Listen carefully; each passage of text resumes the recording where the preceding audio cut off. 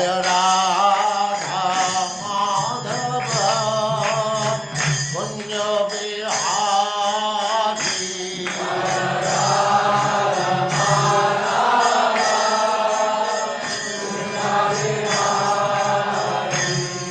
Jaya Radha Madhava Kunja Bihari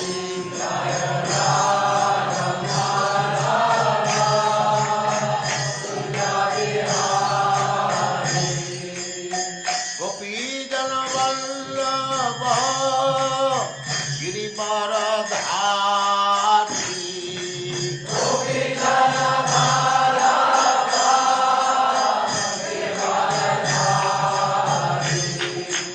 Gopi Jana Vallabha Girivaradhari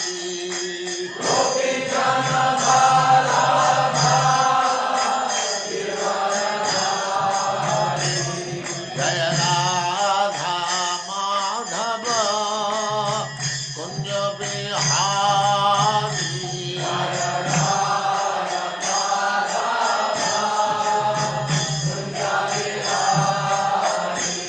Jaya Radha Madhava Kunja Bihari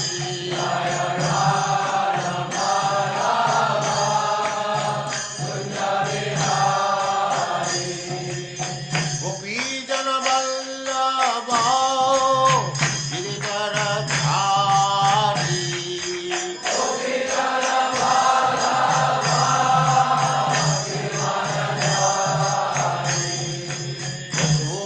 Yashodanandana Braja Jana Ranjana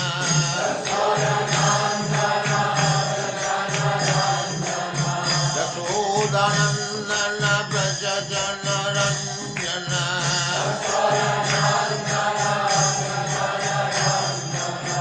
Jamuna Tira Vanachari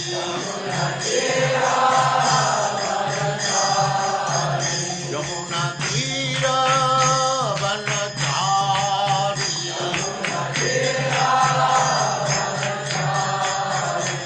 Jaya Radha Madhava Kunja Bihari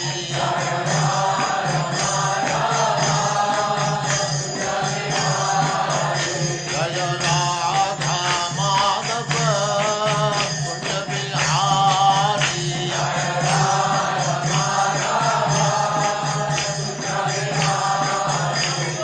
Gopi Jana Vallabha Girivaradhari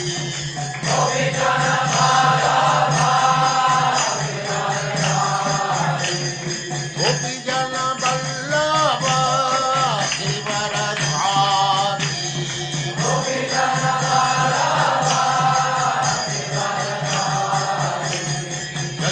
Yashodanandana Braja Jana Ranjana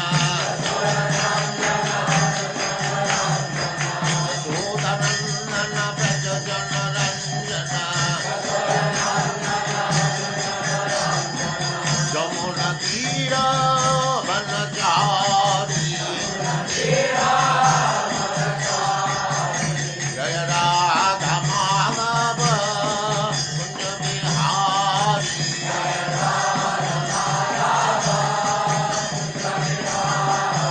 Jaya Radha Madhava Kunja Bihari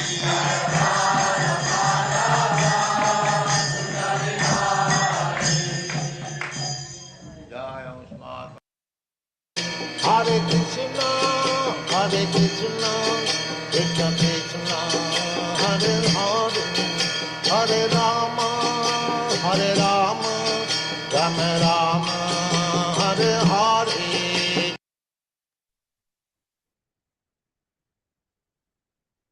Hare Krishna, and welcome to all the devotees online.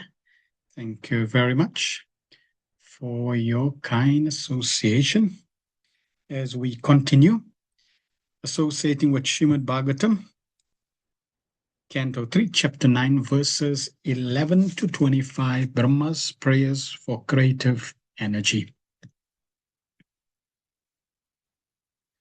Om Gyanatimirandasya Gyananjana Shalakaya Chakshurunmilitam Yena Tasmai Shri Guruve Namaha. Shri Chaitanya Manobistam Stapitam Yena Bhutale Swayam Rupa Kadamayam Dadati Swapadantikam. Vandeham Shri Guru Shri Utapada Kamalam Shri Gurun Vaishnavamscha Shri Rupam Sagrajatam Sahagana Raghunatham Vitam Tam Sajivam Sadvaitam Savadutam Parijana Sahitam Krishna Chaitanya Devam Shri Radha Krishna Padan Sahagana Lalita Shri Vishakan Vitamscha He Krishna Karuna Sindho Dina Bando Jagatpate Gopesha Gopika Kanta Radha Kanta Namastute Tapta Kanchana Gourangi Radhe Vrindavaneshwari Vrishabhanu Sute Devi Pranamami Hari Priyam Vanchakalpatarubhyascha Kripa Sindhubhya Vacha Patitanam Pavanebhyo Vaishnavebhyo Namo Namaha Namo Vishnupadaya Krishna Pristaya Bhutale Shri Mate Bhakti Vedanta Swaminiti Namine Namaste Saraswati Deve Gauravani Pracharine Nirvishesa Sunyavadi Pastatyadi Satarine Jai Shri Krishna Chaitanya Prabhu Nityananda Shri Advaita Gadadhar Shivasadi Gaura Bhakta Vrinda Hare Krishna Krishna Krishna Hare Hare Hare Rama Rama Rama Hare Hare Sarva Shastra Piyusha Sarva Vedeka Satfala Sarva Siddhatna Ratnadya Sarva Lokai Triprada Sarva Bhagavata Prana Srimad Bhagavata Prabhu Kalidwando Didaditya Shri Krishna Parivartita O Srimad Bhagavatam, O nectar churned from the ocean of all Vedic scriptures, O most prompt transcendental fruit of all the Vedas, O you enriched with the jewels of all spiritual philosophical conclusions, O you grant spiritual vision to all the people of the world, O light breath of the Vaishnava devotees, O Lord, you are the sun which has arisen to dispel the darkness of Kali Yuga. You actually are Krishna who has returned amongst us. Paramananda Pataya Prema Varshasharayate Sarvada Sarvasevyaya Shri Krishnaya Namastute. O Srimad Bhagavatam, offer respectful obeisance unto you. By reading, one attains transcendental bliss. For your syllables rain pure love God upon the reader. You are always to be served by everyone for your incarnation of Lord Krishna. Madekabandhu Mad Sange Mad Guru Mad Mahadana Mad Nishtaraka Mad Bhagya Mad Ananda Namastute. O Srimad Bhagavatam, O my only friend, O my companion, O my teacher, O my great wealth, O my deliverer, O my good fortune, O my bliss, I offer respectful obeisance unto you. Asadu sadhu traina tini chochataraka hanamunchakata chinmam premna ritkatiyospura. O Srimad Bhagavatam, O give us saintly or unsaintly, uplifted, very fallen. Please do not ever leave me. Please become manifest, Mahatma throat, accompany pure love of Krishna. Hare Krishna, Krishna Krishna, Hare Hare, Hare Rama, Rama Rama, Hare Hare. Om Namo Bhagavate Vasudevaya Janmadyasya Yutonvayaditaratascharte Swabignaswarat Tene Brahma Hidayadi Kavaye Muyanti Yat Suraya Tejo Varimrda Yathav Vinyo Yat Pratu Sargom Risha Damna Swena Sada Nirasta Kokam Satyam Param Dhimai. O my Lord Shri Krishna, Son of Vasudeva, O pervading personality of Godhead, offer my respectful obeisance unto you. I meditate upon Lord Shri Krishna because the absolute truth and the primal cause of all causes of creation, sustenance, and destruction of manifested universes. He is directly and indirectly conscious of all manifestations and is independent because there is no other cause beyond him. It is he only who first imparted the Vedic knowledge unto the heart of Brahmaji, the original living being. By him, even the great sages and demigods are placed into illusion, as one is bewildered by the illusory representation of water signify or land seen on water. Only because of him, do the material universes temporarily manifested by the reactions of the three modes of nature appear factual, although they are unreal. I therefore meditate upon him, Lord Shri Krishna, who is eternally existent in the transcendental abode, which is forever free from the illusory representation of the material world. I meditate upon him, for he is the absolute truth. Prayanopayasha Sabhya Kalabasmin Yuge Jana Manda Sumanda Matayo Manda Bhagyu Padrata, all in the one in this age of Kali, many but short lives are quarrelsome, lazy, misguided, unlucky, and above all always disturbed. Narayana Vaskritya Narachevam Naratamam Devim Saraswatim Vyasam Tato Jai Mudirayat. Before reciting the Srimad Bhagavatam, which is the very means of conquest, one should offer respectful obeisance unto the personal Godhead Narayan, unto Narayan, which is the supreme human being, unto Mother Saraswati, the goddess of learning, and unto Srila Vyasa of the author. Savaipum Soparodharmo Yato Bhakti Radokshaje Ahitukiya Pratiyata Yetma Suprasiddhati, supreme occupation Dharma, for all humanities that by which men can attain to loving devotional service unto the transcendent Lord. Such devotional service must be unmotivated and uninterrupted to completely satisfy the self. Vasudeva Bhagavati Bhakti Yoga Prayojita Jana Yatyusa Vairagyam Gyanam Chayadahutukam. By rendering a devotional service unto the person of God as Shri Krishna, one immediately causes knowledge and detachment from the world. Vadanti tattvavidas tattvam yach gnanam advayam brahmeti paramatmeti bhagavaniti sabhyate. Learned transcendentals who know the absolute truth call this non-dual substance Brahman Paramatma Bhagavan. Shru Shushosha Dhanasya Vasudeva Kataruchisyan Mahatsevaya Vipra Punya Tirtha Nishevanat. O twice born sages, by serving those devotees who are completely free from all vice, great service is done. By such service, one gains affinity for hearing the messages of Vasudeva. Srinvatam Swakata Krishna Punya Shravana Kirtana Ridyantastoya Bhadrani Vidunoti Surit Satam. Shri Krishna, the person of Godhead, who is Paramatma, supersoul in everyone's heart, and the benefactor, the truthful devotee, cleanses desire for material enjoyment. From the heart of the devotees develop the urge to hear his messages, which in themselves virtues when properly heard and chanted. Nasta prashu badreshu nityam bhagavata sevaya bhagavatu tamaslokir bhaktir bhaviti nishtiki. By regular attendance on class in the Bhagavatam and by rendering service to the pure devotees, all that is troublesome to the heart is almost completely destroyed, and loving service unto the person of Godhead, who is praised with transcendental songs, is established as an irrevocable fact. Etavan Sankhya Yoga Bhayam Swadharmam Parinishtaya Janmalava Parapumsam Ante Narayana Smriti, the highest perfection of human life, achieved either by complete knowledge of matter and spirit, by practice of mystic powers, or by perfect discharge of occupational duty, is to remember the person of Godhead at the end of life. Akama Sarvakama Vamoksha Kama Udaraditi Vrena Bhakti Yogena Yajate Purusham Param. A person who has broad intelligence, whether he be full of all material desires, without any material desires, or desire liberation, must by all means worship the supreme whole, the personality of Godhead. Om Namo Bhagavate Vasudevaya. Om Namo Bhagavate Vasudevaya. Om Namo Bhagavate Vasudevaya. We are continuing Srimad Bhagavatam based on the teachings of Divine Grace, A.C. Bhaktivinoda Swami Srila Prabhupada, the founder Acharya of the International Society for Krishna Consciousness. Hare Krishna, and welcome again to our session. Let us cover any feedback anyone has from our previous session.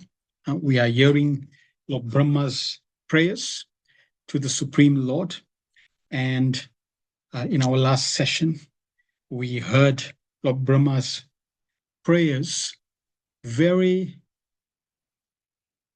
microscopically as the supreme secondary creator. He described and analyzed the material creation and the living entities that are there in this material creation very systematically, very thoughtfully, and very truthfully. Lord Brahma has been offering prayers to the Lord, describing the glory of the Supreme Lord's form.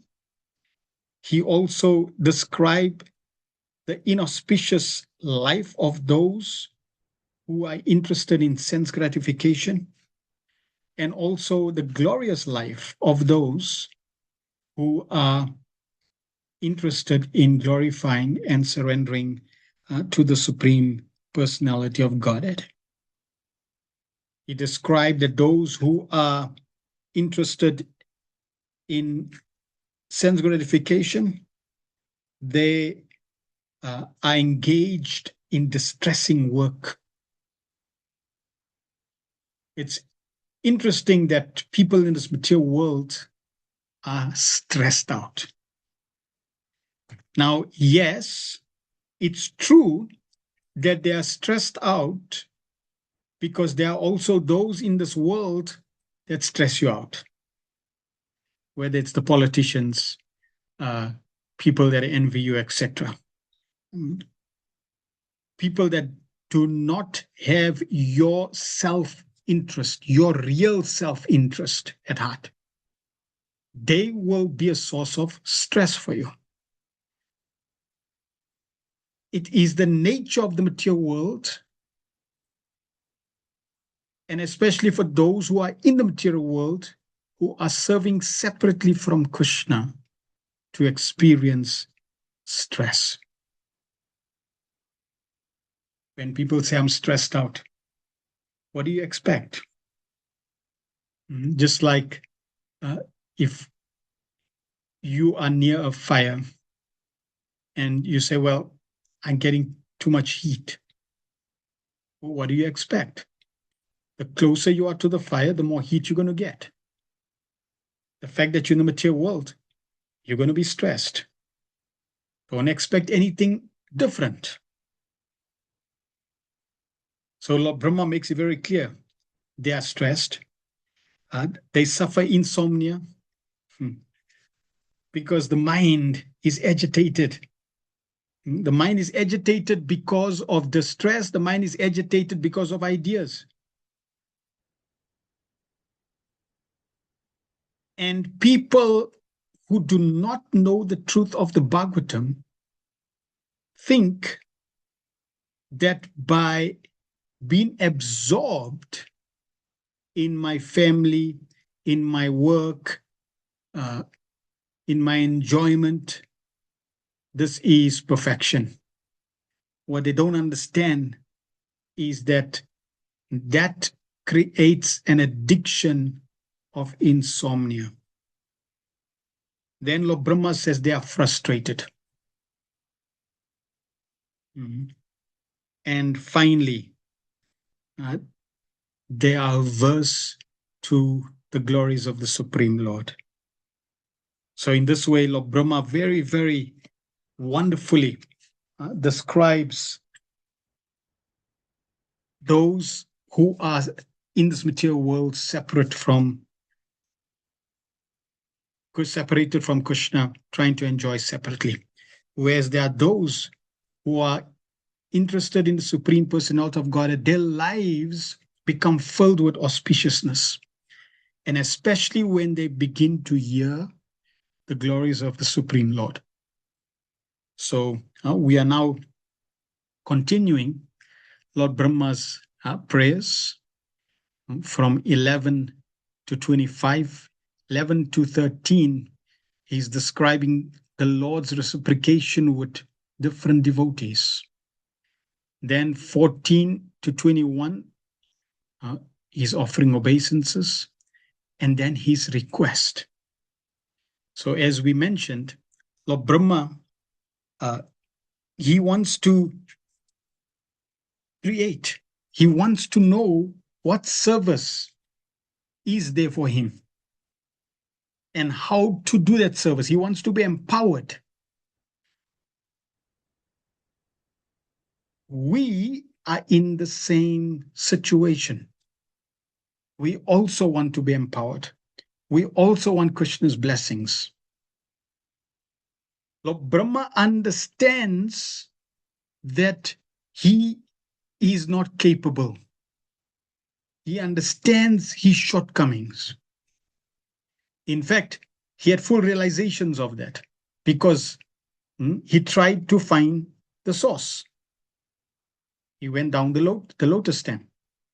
And the more he was going down, anyone can tell me what was he experiencing as he was going further and further down? Please type in the chat. What was Lord Brahma experiencing as he was going down, searching for his source? Further and further down he went. What did he experience that allowed him to stop?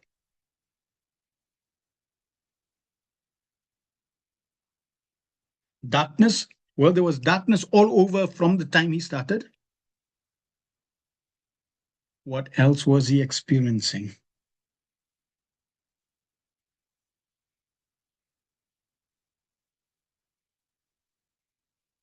Because that was what prompted him to move in the opposite direction. Anxiety? What type of anxiety?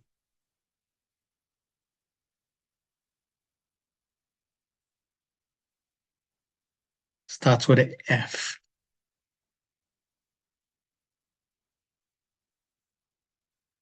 He was experiencing fear as he was going down further and further and further. When you experience further a fear, anxiety, like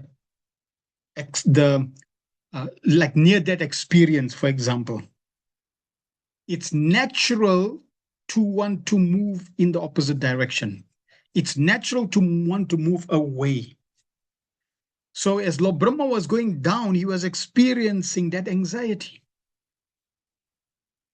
Naturally, the more he was going down, initially he may have resisted it, but as it's going down, it's becoming more and more intense. He's getting a message, hold on. I better pause here. I better go opposite direction. This is becoming more and more intense.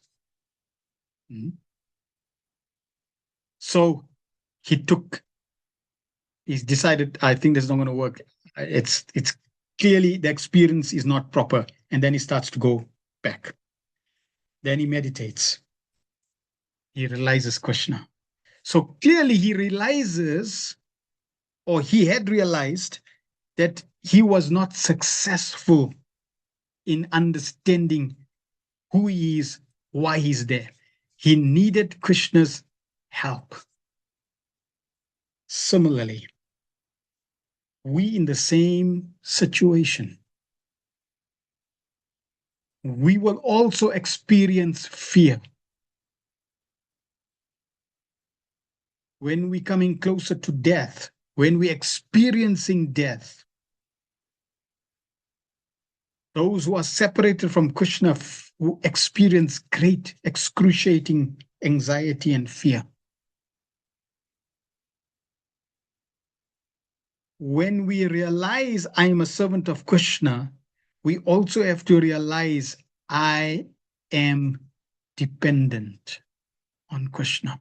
I need Krishna's help. That dependence must be realized. Like a child surrendering to its parents. The child surrenders because the child realizes, I cannot do this without my parents. So we also need to realize, we may know that I'm a servant, but we may not have the dependency. We may not realize that I am dependent. So Lord Brahma clearly understood that. And therefore, in these prayers, he's begging the Lord, please guide me, help me. At the same time, he's glorifying, because we glorify the Lord as part of the system of praying. We glorify the Lord, and then we offer our request to the Supreme Lord. Bafana says, Shri Krishna's life is not without the devotees. Lord Brahma never lost sight of the Lord's smiling glance. And this is south for the devotee, forever appearing where Krishna appears as they had to Brahma. Yes, we also need to realize that we are never separated from Krishna. At the same time, we want to be with Krishna. We want to develop that desire, that intensity, that greed to be with Krishna. That greed to be with Krishna will not be experienced prematurely. You can't, like, if we can give, I can give two examples. In the verse that one should be more tolerant a tree, more humble than a blade of grass. So everybody wants to be humble. But being humble, thinking one should be humble, and feeling that one is humble are different aspects. Intellectually, I should be humble. It's a good start. But really feeling humility, experiencing genuine humility naturally, that is advance. Similarly, we know I need Krishna. We know that Krishna is always with us. But genuinely feeling, desiring, intensely I want Krishna. that is advancement. And that advancement only comes when our heart has become purified. So we are in this process of purifying our heart. How? Through hearing and chanting the glories of Krishna. We all on different levels of intensity, of exposure to Krishna's glories, but the objective is all the same, to purify my heart. And yes, according to the time availability, according to our intensity, each one is on a personal, individual journey. And we do not want to measure our journey with each other, but rather we want to measure our journey relative to each individual, to yourself. As long as you are moving forward in that journey and not slacking in that journey, then we're moving in the right direction. Text 11.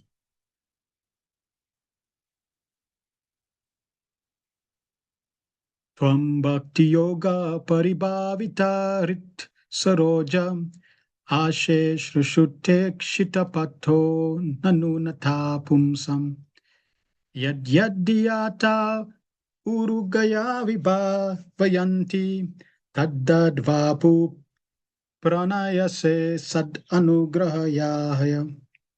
O my Lord, your devotees can see you through the ears by the process of bona fide hearing, and thus their hearts become cleansed. And you take your seat there. You are so merciful to your devotees that you manifest yourself in the particular eternal form of transcendence in which they always think of you. So this is a very wonderful and important verse. And in this verse are some very important key principles. One is how, in this verse, how is Lord Brahma telling us how to see Krishna? How is Lord Brahma telling us how to see Krishna? Note the adjective seeing. How should we see Krishna?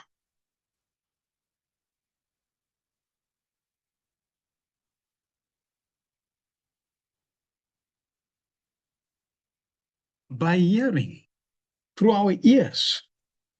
Isn't that interesting? Mhm.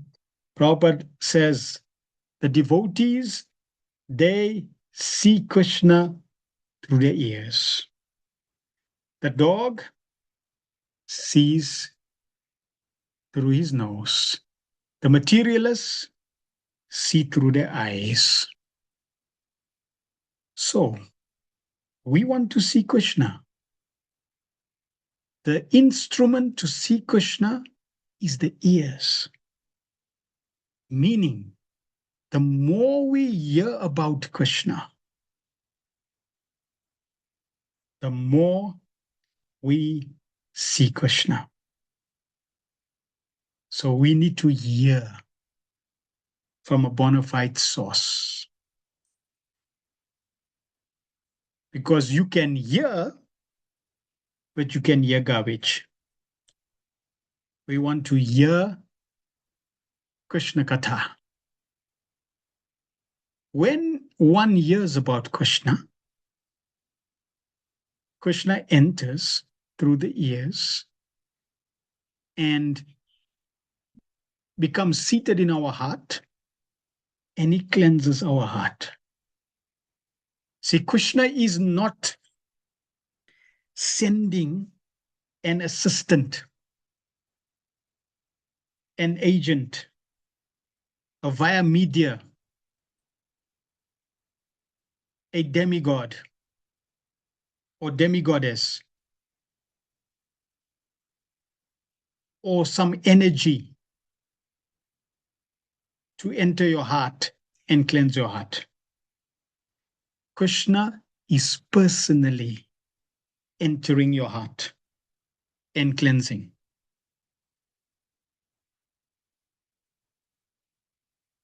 He is personally seated or sitting there and cleansing. Ginger says, apparently the hearing sense is first developed in the womb and is the last to leave at the time of death. Wonderful. And Krishna has given us 2 ears to hear as much as one mouth, as much as we speak. Ivan says, hearing also requests that the individual responds mentally and physically in an appropriate way towards the spiritual path. So hearing is key. We need to develop a taste for hearing. Service is wonderful. Without service, we cannot advance. But hearing with service is key. There's a direct connection between ear and the heart. So hearing connects to the heart. Very, very important. And Krishna personally takes charge. And because Krishna is all auspicious, Krishna is all powerful, Krishna is all knowing. When he enters, he knows what is best in that situation. Therefore, we should have firm faith in Krishna and leave our life in his hands by just hearing about him. Then Lord Brahma says, you are merciful to your devotees that you manifest yourself in the particular eternal form of transcendence in which they always think of you. And you see this in so many scenarios, that according to the devotee's inclination, the Lord will manifest. Now, keep in mind that in the beginning stages of bhakti, in the process of sadhana, we may have our own sentimental attachment to Krishna. We may have our own attachment to Krishna according to our upbringing. That is not necessarily the attachment or the form that we contemplating regularly, or that Krishna will manifest in. As we purify, it's really after the stage of purification. Once we become purified of our narratas, and now our attachment to Krishna is deepening and we're moving deeper into the process of bhakti, our relationship with Krishna begins to manifest, and that allows us to meditate on a specific form of Krishna. We become more inclined naturally due to purification to a specific form. And then Krishna will appear in that form. Prabhupada's purport. The statement here that the Lord manifests himself before the devotee in the form in which the devotee likes to worship him indicates that the Lord becomes subordinate to the desire of the devotee, so much so that he manifests his particular form as the devotee demands. This demand of a devotee is satisfied by the Lord because he is pliable in terms of transcendental service of the devotee. This is also confirmed in Bhagavad Gita 4:11. Ye yatamam prapadyante tam stateva brajamyaham. We should note, however, that the Lord is never the order supply of the devotee. Here in this verse, it is particularly mentioned, Tvam Bhakti Yoga Paribhavita.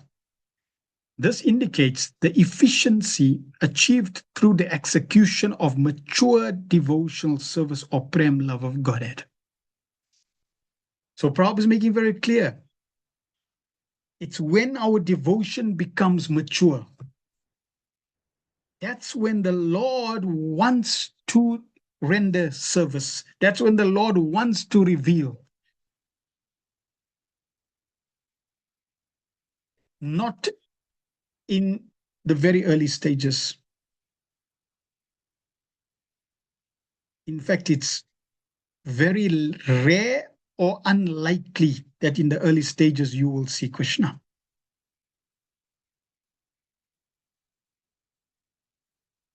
It's not a cheap situation. I know Krishna, I see Krishna every night.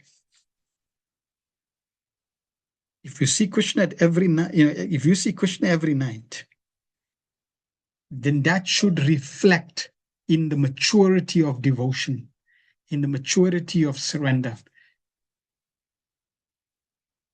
Yes, there may be some rare and exceptional cases because Krishna is Swarat, Krishna is independent, Krishna can do anything. But generally, it's at a mature stage. The state of prem is achieved by the gradual process of development from faith to love. Shraddha, sadhu sangha, bhajana kriya, anartha nivriti, nishta. We need to go through those stages, then only we becoming mature. We need to become convinced of the process so that we traverse this journey. And to the degree we are convinced, to that degree we want to really move ahead. Because you can stay stuck in the initial stages or be satisfied to some degree of the initial stages, to be complacent, to be lethargic.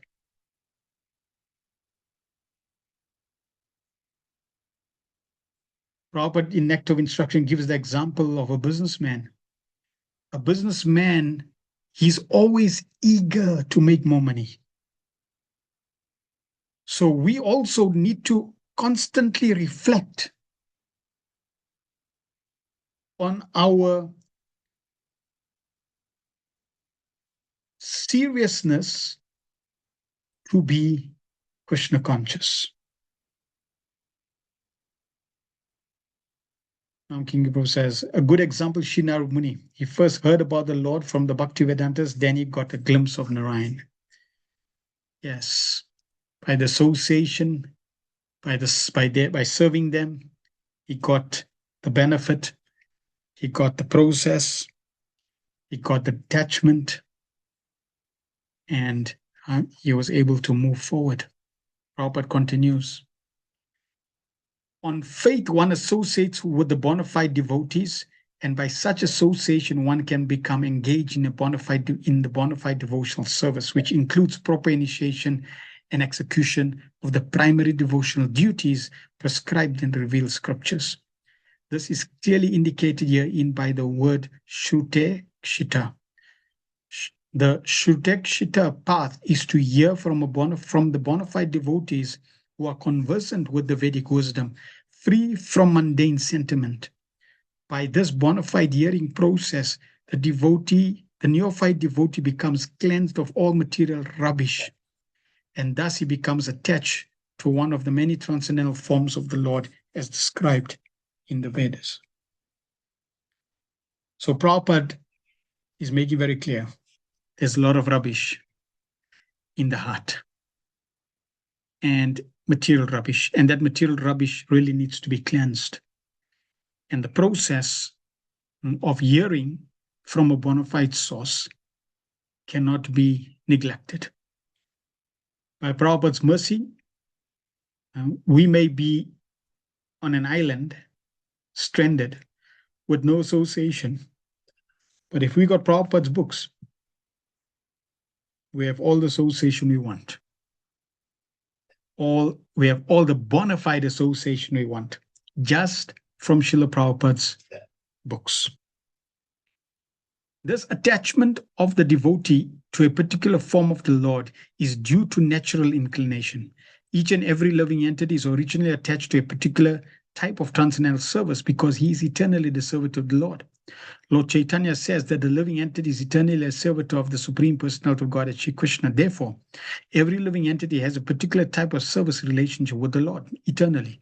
This particular attachment is invoked by practice of regulative devotional service to the Lord, and thus the devotee becomes attached to the eternal form of the Lord, exactly like one who is already eternally attached. This attachment for a particular form of the Lord is called Swarup Siddhi. The Lord sits on the lotus heart of the devotee in the eternal form of the pure devotee's desire, and thus the Lord does not part from the devotee, as confirmed in the previous verse. The Lord, however, does not disclose himself to a casual or unauthentic worshipper to be exploited. So, if you are casual, you ain't getting the benefit. And if you're unauthentic in your practice, you ain't getting the benefit. So very clear, it's not something that we can take lightly. It's not something that will come lightly. It requires effort. It requires work. The question is, are we willing to put the work? Are we willing to embrace whatever it takes to move forward with our relationship with Krishna? And therefore, Prabhupada often writes and emphasizes that for us to keep moving forward, we need advanced pure association.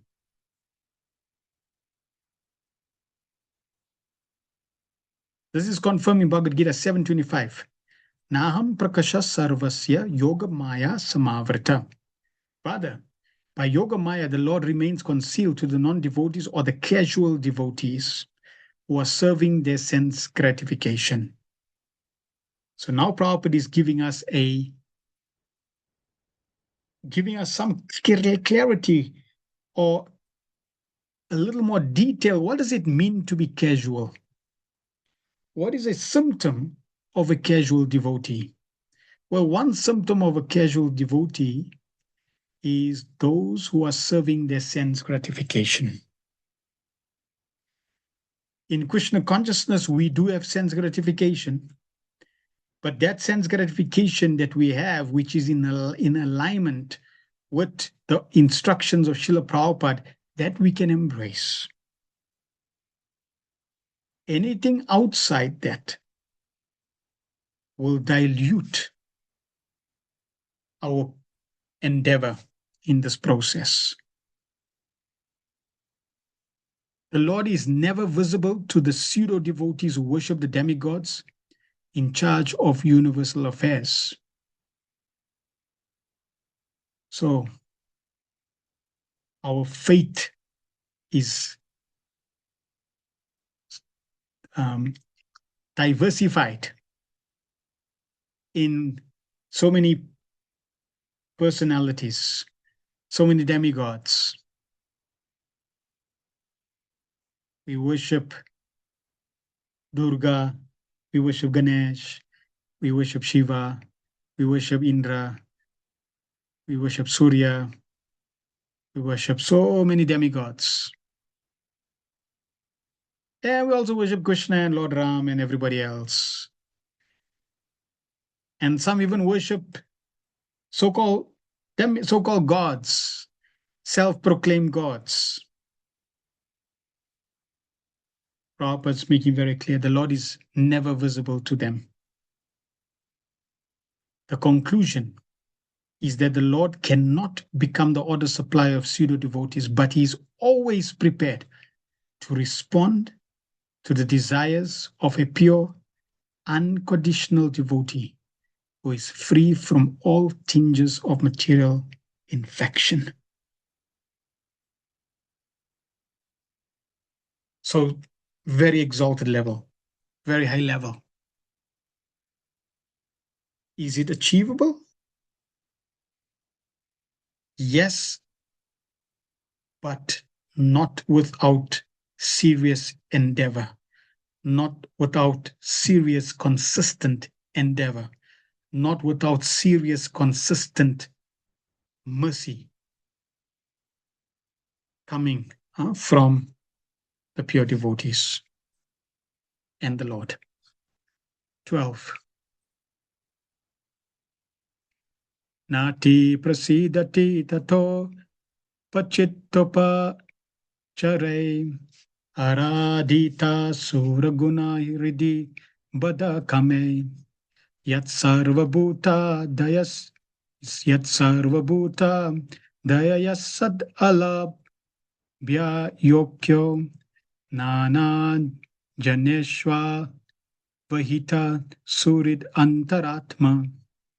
My Lord, you are not very much satisfied by the worship of the demigods, who arrange for your worship very pompously with various paraphernalia, but who are full of material hankerings.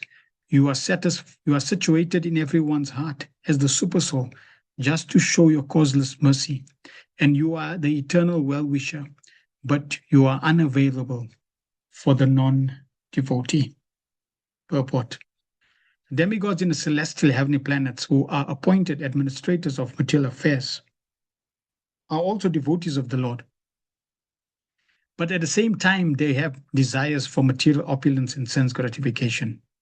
The Lord is so kind that He awards them all sorts of material happiness, more than they can desire, but He is not satisfied with them because they are not pure devotees. The Lord does not want any one of His innumerable sons, the living entities, to remain in the material world of threefold miseries, to perpetually suffer the pangs of birth, death, old age, and disease. Sometimes the devotees would ask Srila Prabhupada, how do I know what Krishna wants? Well, here is one such desire, what Krishna wants.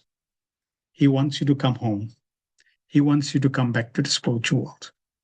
The demigods in the heavenly planets and many devotees on this planet also want to remain in the material world as devotees of the Lord and take advantage of material happiness.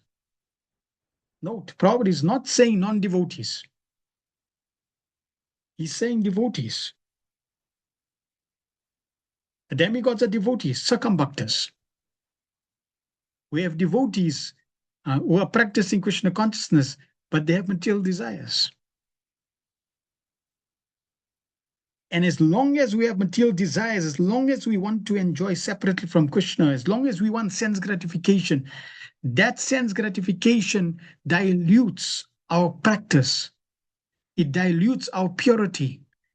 It dilutes our progress. It distracts our attention. And it does not attract Krishna. Now, can we give it up? Can we give up that sense gratification overnight? No. What is the secret? Param drishtva nivartate. The Lord makes it very clear in Bhagavad Gita. You need to acquire higher taste. How is that higher taste going to come? By hearing about Krishna, by serving Krishna. As soon as you get a higher taste, the lower taste will fall. So that is the practice. That is where we should be endeavoring. Prabhupada continues. They do so at the risk of falling down to the lower status of existence, and this makes the Lord dissatisfied with them. This is the danger. It's not like, okay, I'm a Hare Krishna, I put tilak, I got kantimala, I got my bead bag, and now I'm going back to Godhead. There's a struggle. And you have to give up sense gratification. Sometimes we say, well, there's no hard and fast rules. Anyone can chant Hare Krishna. Yes, there's no hard and fast rules. Anyone can chant. But for the chanting to be effective, for the process to be effective, you must reduce You must eliminate sense gratification. And we've been so conditioned, life after life after life, with sense gratification, that it's not an overnight journey. It's going to take work. And we should be ready for that work. However long it takes, we should be ready to give up. I gave that example of one father had a daughter who had received a imitation pearl necklace, and she became very attached to the imitation pearl necklace. And regularly in the evening, the father would come and say, as she was growing up and going through her life, the father would say to his daughter, can you give me that necklace? No, no, no, it's my necklace. So every night, like the father would say, can you give me? No, no, no. After a few years, they were walking in the city and they happened to go past a jewelry shop that had in the window displaying a pure white pearl necklace, similar to the one the daughter had. And the daughter's eye fell on that. And she desired that necklace. The father noted, and without informing the daughter, he purchased that necklace. So the next night, after he had purchased that necklace, he went to her. And he said, can you give me your necklace? No, no, no. And in this way, night after night after night, as she grew up, one day, now she's more elderly, and the father says, you want to give me the necklace? And reluctantly, now she gave the necklace. And when she gave that necklace, the father took out the genuine white pearl necklace and gave it to her. And she was so happy. And she asked the father, when did you get this? And the father said, many, many, many years ago.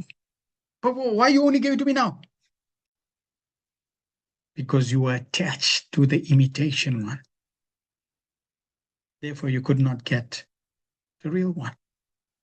So like that, if we attach to the sense gratification of this world, we cannot get pure spiritual gratification coming from Krishna's lotus feet. You cannot have both worlds, unfortunately. So, therefore, we want to try to purify our life so that our senses don't get starved. Just consider, Prabhupada was so kind, we can eat Krishna Prasad. Prabhupada says, sumptuous Krishna Prasadam. So the tongue becomes satisfied by Krishna Prasad. We can hear kirtan, nice kirtan. We can have a devotional dancing party called Mangalarati. Kirtan, chanting and dancing. We can chat and speak about Krishna. We can satisfy, drench our eyes on the beautiful form of the Lord. So many ways we satisfying the senses through Krishna consciousness. pure devotees are not desirous of any material enjoyment, nor are they averse to it. See, it's not a repulsion. It's a natural progression of detachment.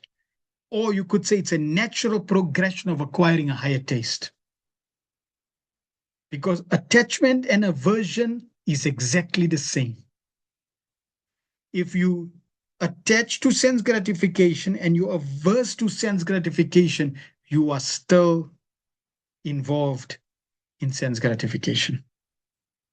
They completely dovetail the desires with the desires of the Lord and perform nothing on their personal account. Arjuna is a good example.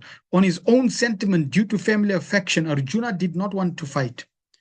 But finally, after hearing Srimad Bhagavad Gita, he agreed to fight because he agreed to fight in the interest of the Lord. Therefore, the Lord is very much satisfied with pure devotees because they do not act for sense gratification, but only in terms of the Lord's desire. As Paramatma Super Soul, he's situated in everyone's heart, always giving everyone the chance to good counsel. Thus, everyone should take the opportunity and render transcendent loving service to him wholly and solely. Wholly and solely. Nice adjectives. Wholly and solely. Are we progressing towards wholly and solely? Or we like hanging there, just like casual practicing? We need to become serious. We need to achieve this wholly and solely. Focus, absorption.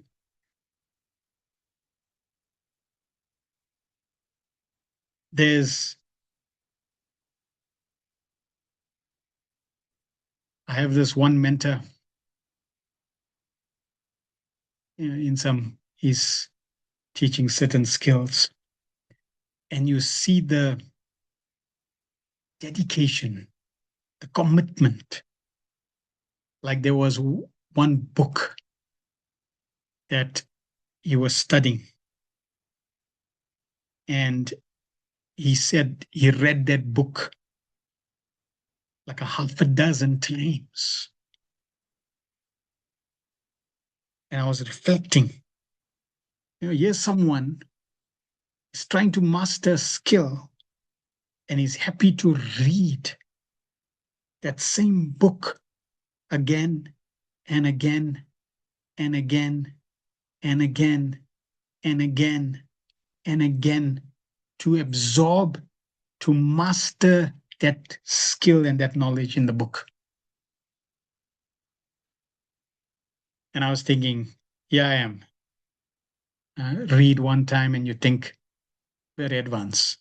I've done my job. And are we meant to read again and again and again? Consider, Srila Bhakti Siddhanta Saraswati Maharaj said that we should be reading Chaitanya Charitamrita at least 100 times. Prabhupada said we should be reading we should be studying Nectar of Devotion at least 8 times. So clearly, the determination that they have, we need to have that same determination so that we can become wholly and solely sold out to Krishna. So we need to pray, Krishna, when will that be? When will that day be mine? When I am solely, wholly sold out to just hearing, chanting, remembering your glories.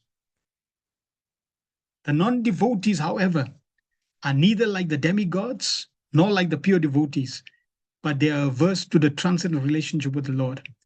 They have revolted against the Lord and must perpetually undergo the reaction of their own activities. Bhagavad Gita 4:11 states, Ye tamam prapadyante tam sadeva bhajamyaham. Although the Lord is equally kind to every living being, the living beings, for their own part, are able to please the Lord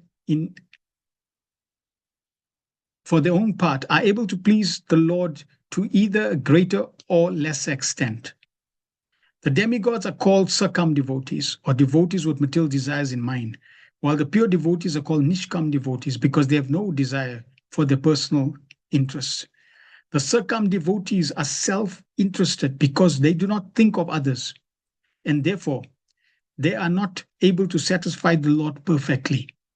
Whereas the pure devotees take the missionary responsibility of turning non-devotees into devotees, and they are therefore able to satisfy the Lord more than the demigods. So Prabhupada is sharing, how can we satisfy the Lord more? Help Srila Prabhupada in his preaching mission. That will help satisfy the Lord more. The Lord is unmindful of the non-devotees, although he is sitting within everyone's heart as the well-wisher and the super soul. Krishna is not interested in everyone.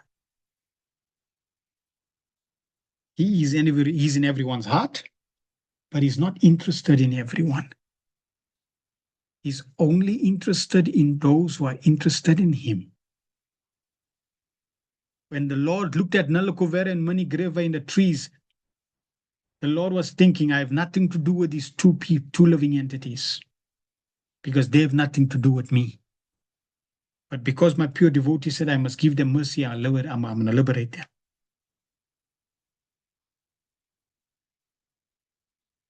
So here we see Krishna is there in your heart, but if you don't turn to him, he'll not be interested. Prabhupada continues, however, he also gives them the chance to receive his mercy through his pure devotees who are engaged in missionary activities. Sometimes the Lord himself descends for missionary activities, as he did in the form of Lord Chaitanya, but mostly he sends his bona fide representatives, and thus he shows his causeless mercy towards the non-devotees. The Lord is so satisfied with his pure devotees that he wants to give them the credit for missionary success, although he could do the work personally. Krishna is God, he can do anything. He can just blink his eyes and everybody can come home. But he is leaving the service, the missionary service, to the pure devotees and to those who follow Srila Prabhupada. So while we are practicing our Krishna consciousness, we should take up the missionary spirit. Now, by serving Prabhupada's mission, like for example, serving the temples, going book distribution, Harinam, Prasadam distribution, different activities, that is all part of the missionary spirit of missionary service. But somehow or other, some things we should be doing. If you can't directly involve yourself, then support the missionary spirit, support the missionary endeavors of those who are doing it.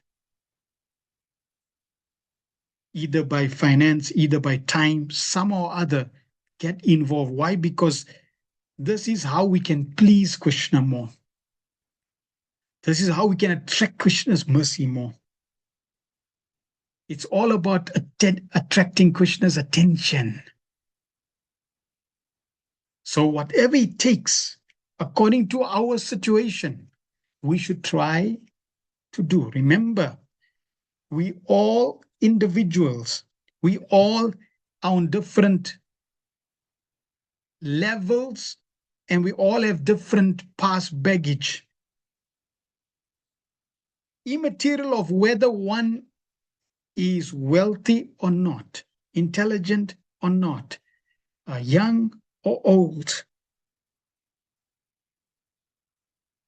immaterial of any material consideration, every single one of us can be part of Srila Prabhupada's missionary activities. This is the sign of his satisfaction with his pure Nishkam devotees compared to the Sakam devotees. By such transcendental activities, the Lord simultaneously becomes free from the charge of partiality and exhibits his pleasure with the devotees. Now, a question arises. If the Lord is sitting in the hearts of the non-devotees, why are they not moved to become devotees? It may be answered that the stubborn non-devotees are like the barren land or alkaline field where no agricultural activities can be successful. As part and parcel of the Lord, every individual living entity has a minute quantity of independence. And by misuse of this minute independence, the non-devotee commit offense after offense to both the Lord and his pure devotees engaged in missionary work. As a result of such acts, they become as barren as an alkaline field where there is no strength to produce. So therefore, until that field becomes fertile, they will not become attracted. 13. Pumsammato vividha karma bir advaradyar danena kogra tapasa paricharyayacha paradanam bhagavatas tava satkriyartho dharmor pita karche hit mriyatena yatra. But the pious activities of the people, such as performance of Vedic rituals, charity, austerity, penance, and transcendental service performed with a view to worship you and satisfy you by offering you the fruit of results, are also beneficial. Such acts of religion never go in vain.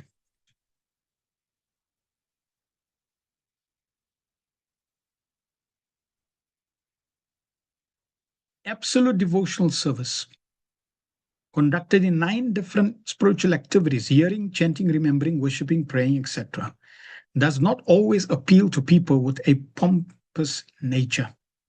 They are more attracted by the Vedic superficial rituals and other costly performance of social religious shows. But the process, according to the Vedic injunctions, is that the fruits of all pious activities should be offered to the Supreme Lord. In Bhagavad Gita 9:27, the Lord demands that whatever one may do in one's daily activities, such as worship, sacrifice, and offering charity, all the results should be offered to Him only. This offering of the results of pious acts unto the Supreme Lord is a sign of devotional service to the Lord and is of permanent value. Whereas enjoying the same result for oneself is only temporary. Anything done on the account of the Lord is permanent asset and accumulates in the form of unseen piety for gradual promotion to the unalloyed devotional service of the Lord. These undetected pious activities will one day result in full-fledged devotional service by the grace of the Supreme Lord. Therefore, any pious act done on the account of the Supreme Lord is also recommended here for those who are not pure devotees.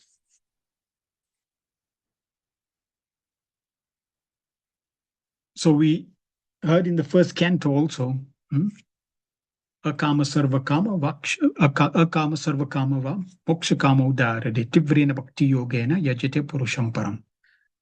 Whether one has all material desires or desire liberation or no material desires, we need to worship the Supreme Personality of Godhead Krishna. Whatever one does, somehow or other we need to direct that Krishna. That will give us eternal permanent credits. Now, we find that the devotees who are in the missionary spirit, they will go to people and try to engage people so that that engagement is connected to Krishna. That small engagement starts to give permanent eternal credits, and slowly those credits build up. Undetected pious credits. Over time, it builds and builds and builds. And slowly one becomes more inclined to Krishna. And it builds and builds and builds. One begins to inquire about Krishna. It builds and builds and builds. One begins to surrender to Krishna. It builds and builds and builds. One begins to love Krishna. So this is the secret. Like we may get somebody to give us a donation, for example, for a festival. And somebody may be pious, wealthy, so they give a donation. They subscribe to BTG, Back to Godhead magazine, etc.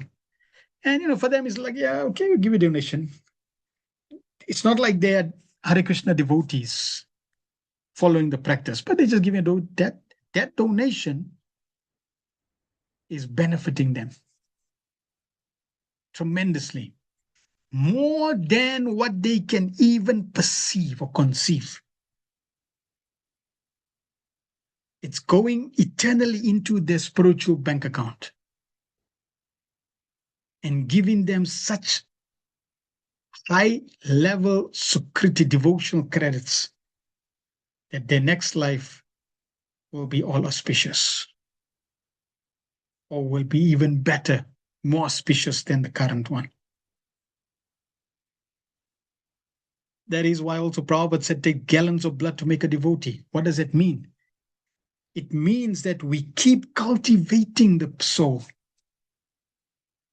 visiting, sharing prasad, sharing Krishna consciousness, speaking about Krishna. That constant association, cultivation, grooms the person. It's building their devotional credits. It's like a child trying to crawl, a child trying to walk. It's endeavoring and endeavoring. One day it can walk.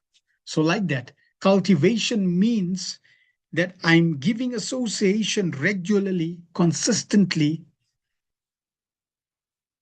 Not like, okay, I met somebody, I met him for 2 times, 3 times, and then forget them. No.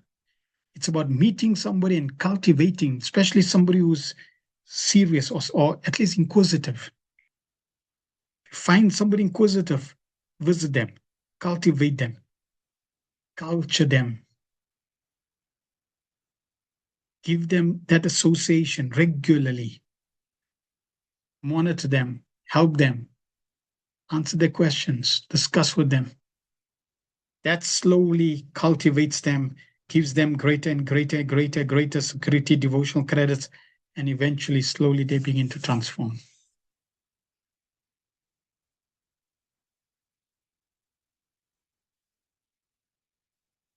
Anything done on account of the Lord is permanent asset and accumulates in the form of unseen piety, gradual promotion to unalloyed devotional service. We read that. These undetected pious activities will one day result in fully fledged devotional service by the grace of the Supreme Lord. Therefore, any pious acts done on account of the Supreme Lord is recommended here for those who are not pure devotees. 14. Shashvat Swarupa Mahashaiva Nipta De Veda Mohaya Bodha Dishanaya Nama Param Parashmai Vishwod Bhavastiti Layeshu Nimita Lila Vasayate Nama Idam Chakrameshwarya. Let me offer my obeisances unto the supreme transcendence, who is eternally distinguished by his eternal potency.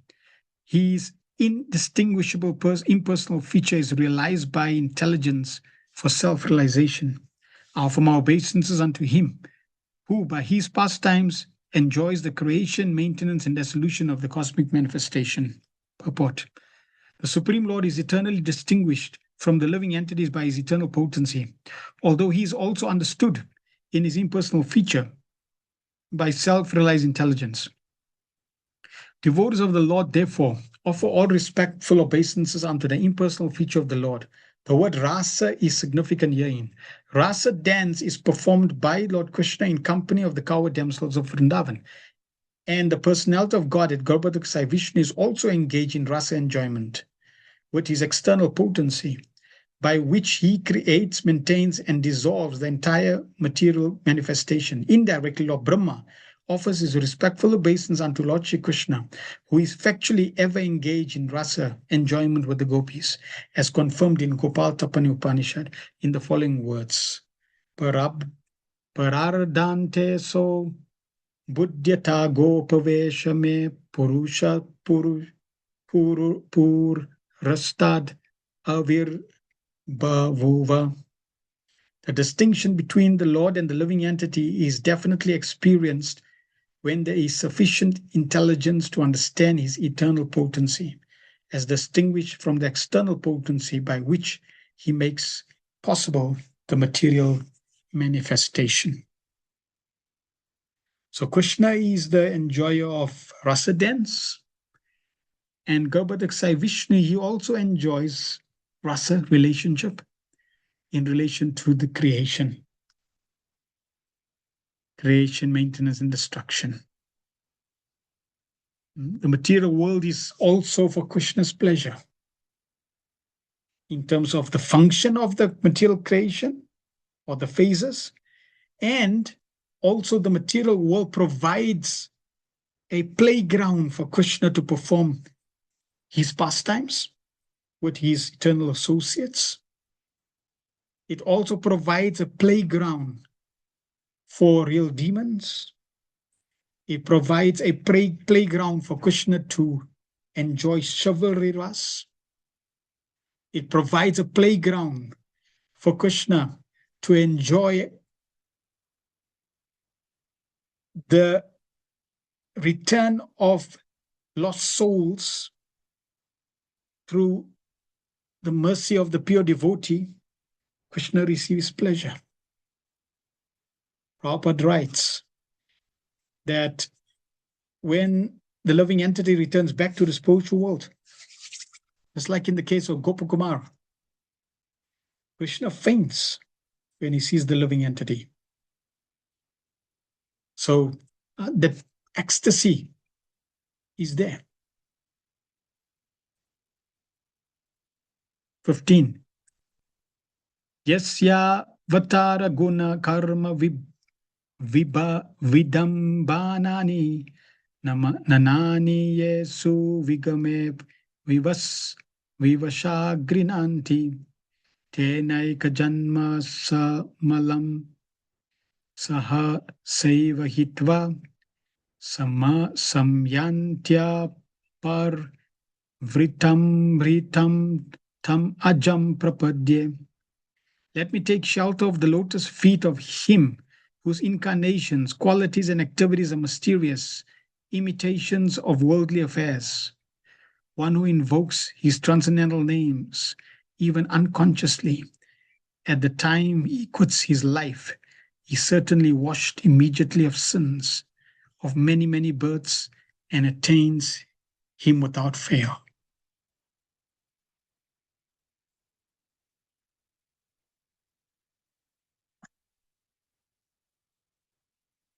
Purport.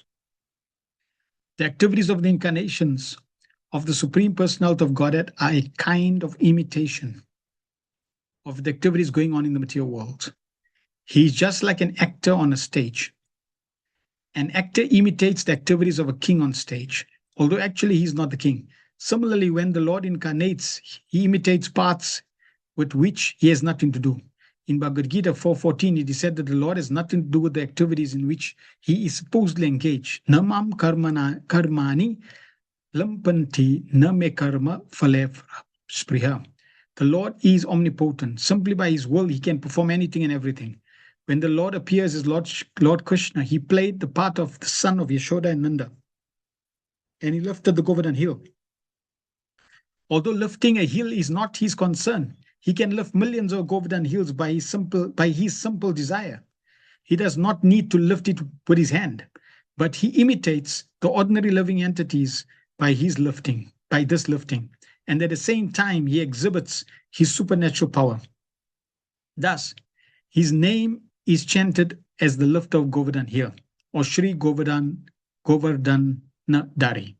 Therefore, he acts in his incarnations and his plenary and his partiality to the devotees are all imitations only, just like the stage makeup of an expert dramatical player.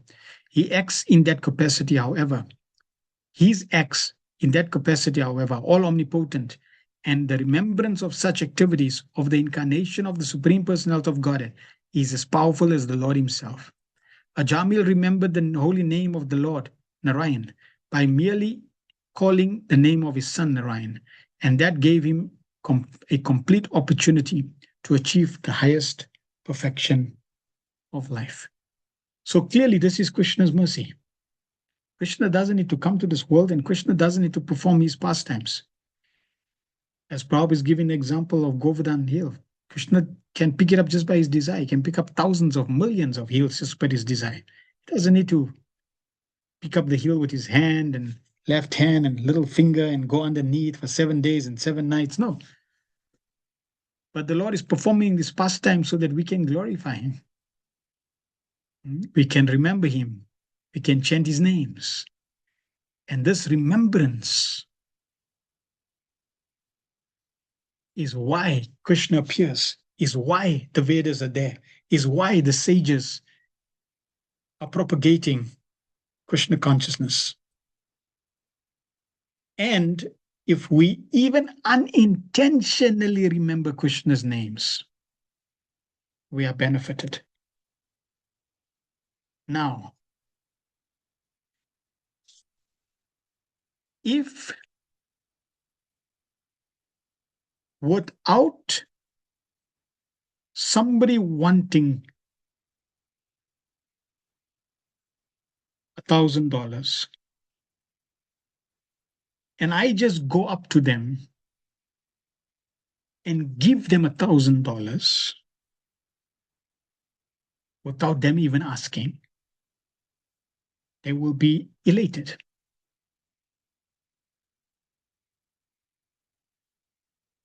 And if I have made a decision that I want to give this person every day $1,000, they will be elated. But it is not the $1,000 that I really want to give this person. I am old and I want to give all my inheritance, billions of dollars, this person. But I want to see how this person is responding and inquiring and then requesting. So if the person just says thank you and goes on his jolly way, and then I meet him again next day and I give him $1,000 and he thinks, oh, thank you, and he goes his way. And I meet him the next day and I give him 1,000, he goes and he carries on. Well, then he's not getting the real gift. But if somebody just, if somebody does that and just gives you $1,000 for day 1, day 2, day 3, naturally, you're going to start inquiring. Like, why are you doing this? And then this person starts to speak and you start developing a relationship.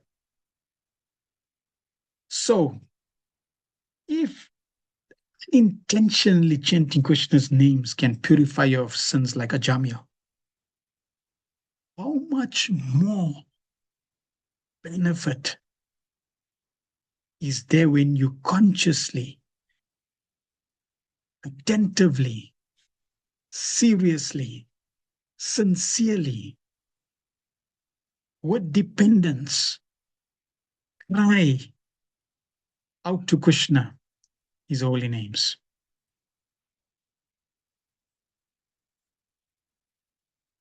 So that realization needs to dawn upon us so that we can embrace this gift of Krishna appearing in this age of Kali as the holy name of Krishna. Kali Kala Nama Rupa Krishna Avatar. Krishna has appeared already. He's there in the form of the holy name. Now we need to take full advantage. 16. Yovaham cha girishas cha vibhu swayam cha stityo bhava pralaya het tava atmamulam pitva tripad vavrida eka urupa pro rohas tasmai namo bhagavate bhuvana drumaya. Your Lordship is the prime root of the tree of planetary systems. This tree has grown by first penetrating the material nature in three trunks, as me, Shiva, and you, the Almighty, for creation, maintenance, and dissolution. And we three have grown into many branches. Therefore, I offer my obeisance unto you, the tree of the cosmic manifestation. Purport. The cosmic manifestation is grossly divided into three worlds, the upper, lower, and middle planetary systems. And then it broadens into the cosmos of 14 planetary systems, the manifestation of the Supreme Personality of Godhead as the supreme root. Material nature, which appears to be the cause of the cosmic manifestation, is only the agency or the energy of the Lord. This is confirmed in Bhagavad Gita 9.10. Maya dakshena prakriti suyate sa characharam. Only under the superintendence of the Supreme Lord does the material nature appear to be the cause of creation, of all creation, maintenance, and dissolution. The Lord expands himself into three, Vishnu, Brahma, and Shiva, for maintenance, creation, and destruction, respectively. Of the three principal agents controlling the three modes of material nature, Vishnu is the Almighty. Even though he is within the material nature for the purpose of maintenance, he is not controlled by the laws of material nature. The other two, Brahma and Shiva, although almost as greatly powerful as Vishnu, are within the control of the material energy of the Supreme Lord. The conception of many gods controlling the many departments of material nature is ill-conceived by the foolish pantheists. God is one without a second, and he is the primeval cause of all causes. There are many departmental heads of governmental affairs, so there are many heads of management of universal affairs. Due to a poor fund of knowledge, the impersonalist does not believe in the personal management of things as they are. But in this verse, it is clearly explained that everything is personal and nothing is impersonal. We have already discussed this point in the introduction, and it is confirmed here in this verse. The tree of the material manifestation is described in the 15th chapter of the Bhagavad Gita as the Ashwatha tree, whose root is upwards. We have actually experience of such a tree when we see the shadow of a tree on the bank of the reservoir water. The reflection of the tree on the water appears to hang down from its upward roots.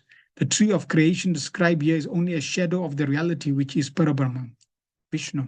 In the eternal potency manifested in Vaikuntha Lokas, the actual tree exists, and the tree reflected in the material nature is only the shadow of the actual tree. The impersonalist theory that Brahman is void of all variegatedness is false, because the shadow tree described in Bhagavad Gita cannot exist without being the reflection of a real tree. The real tree is situated in eternal existence of the spiritual nature, full of transcendental varieties, and Lord Vishnu is the root of that tree also. The root is the same, the Lord, both for the real tree and the false. But the false tree is only the perverted reflection of the real tree. The Lord, being the real tree, is here offered obeisance by Brahma on his own behalf and also on behalf of Lord Shiva. So this example of the tree being reflected in a pond or lake is very important. If the tree is reflected, that means anything in this material world will not satisfy us, because what we're looking for is the fruit on the real tree. The real tree is the spiritual world. So we're really looking for the fruits in the spiritual world. Now, the material world is a perverted reflection of the spiritual world. So everything that exists in the spiritual exists in the material world in its perverted form.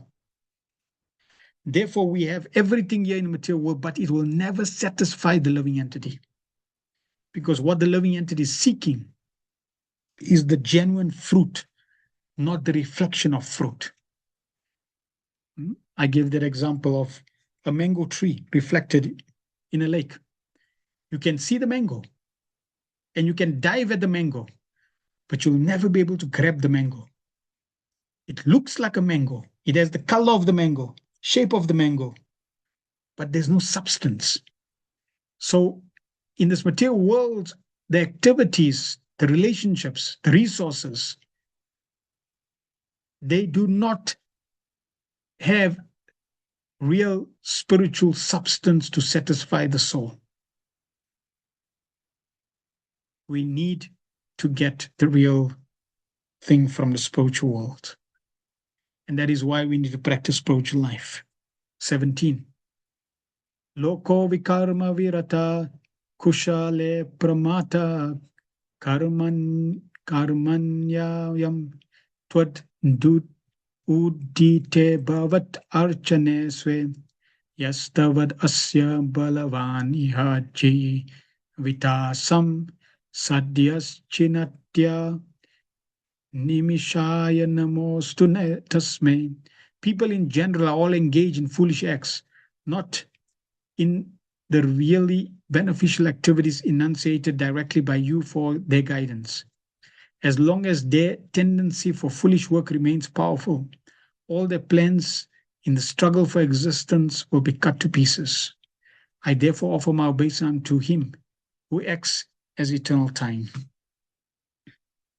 People in general are engaged in senseless work. They are systematically unmindful of the real beneficial work, which is devotional service of the Lord, technically called Archana regulations. The Archana regulations are directly instructed by the Lord in Narada Pancharatra and are strictly followed by the intelligent men who know well that the highest perfectional goal of life is to reach Lord Vishnu, who is the root of the tree called the cosmic manifestation. Also in the Bhagavatam and Bhagavad Gita, such regulative activities are clearly mentioned. Foolish people do not know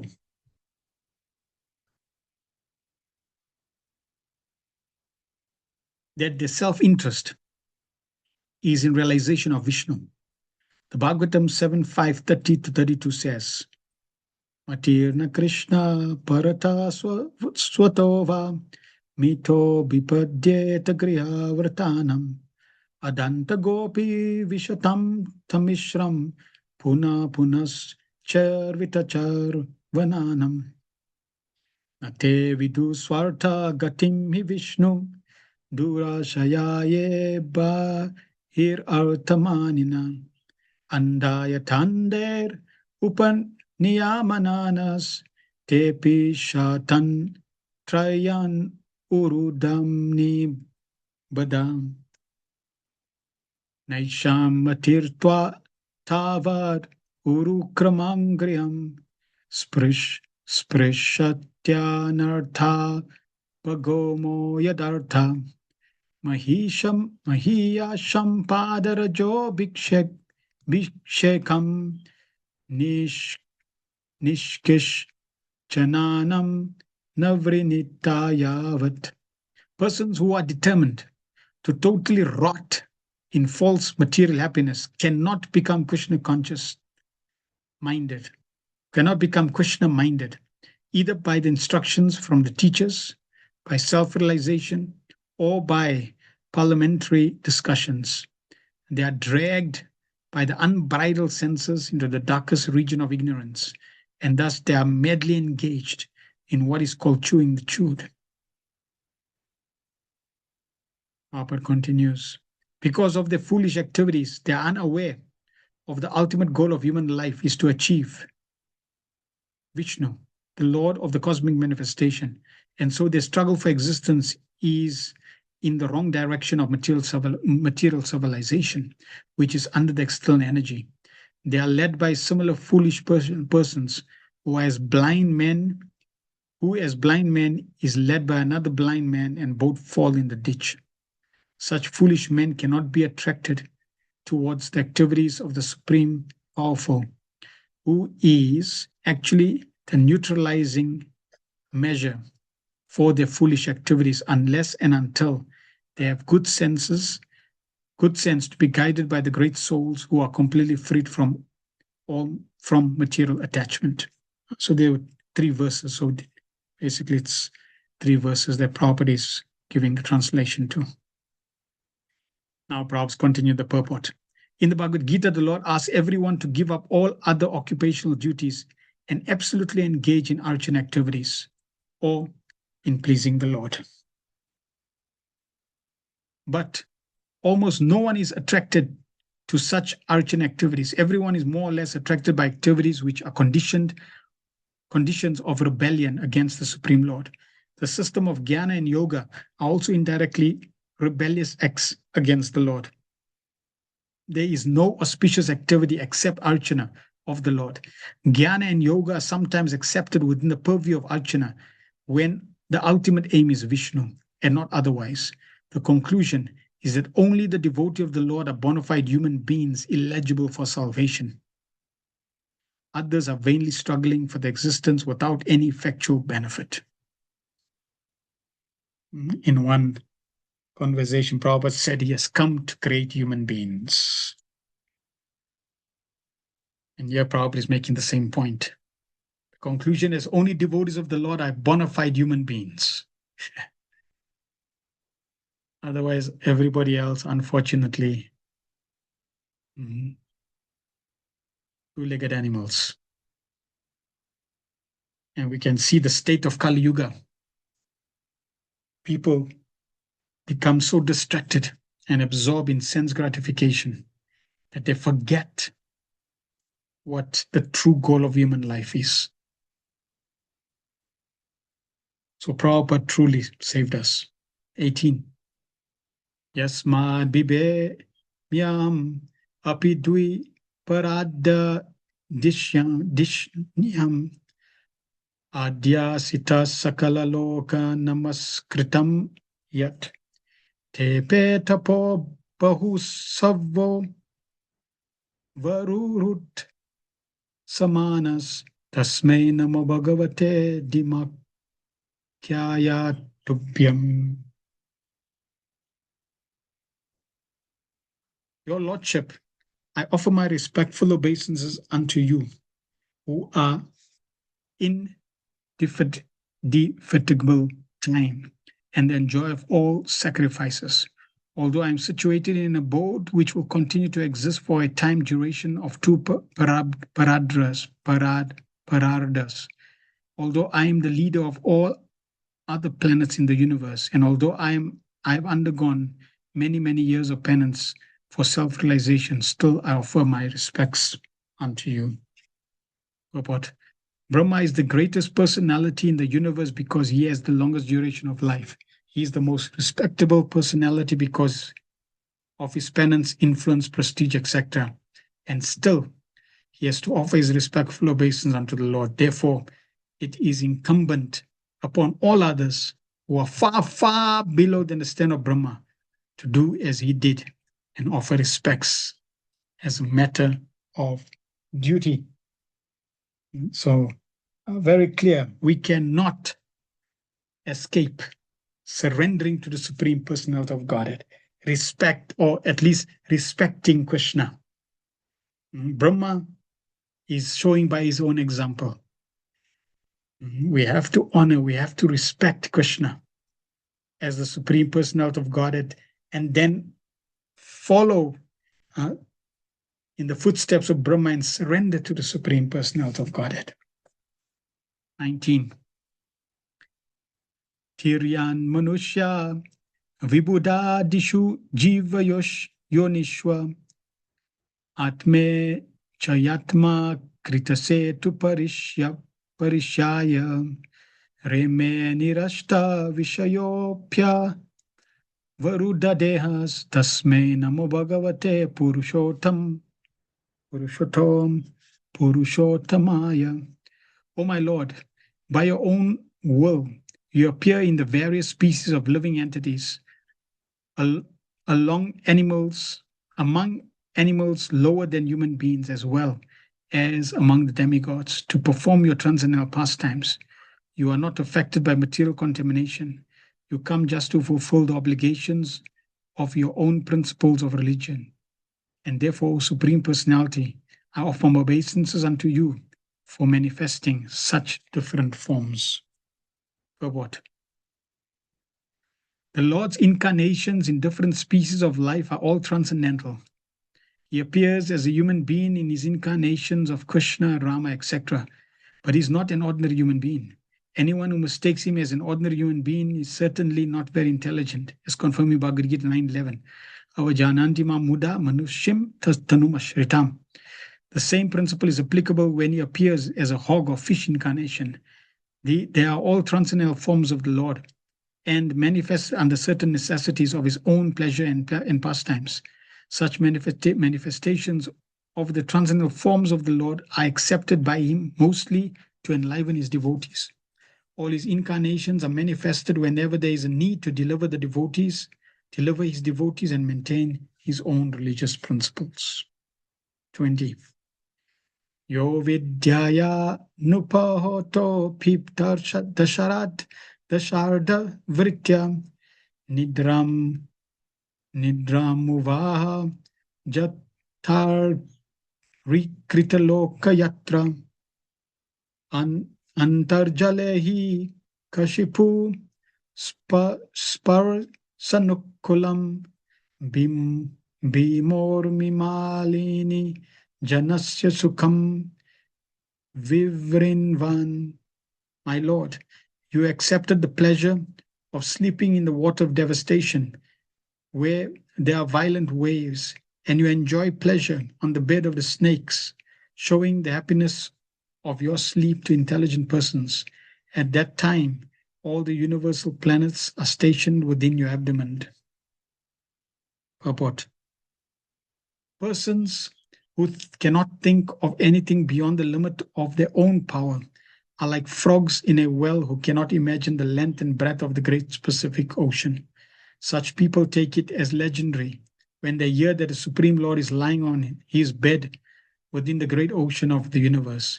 They are surprised that one can lie down within the water and sleep very happily. But little intelligence can mitigate this foolish astonishment. There are many living entities within the bed of the ocean who also enjoy the material bodily activities of eating, sleeping, defending, and mating.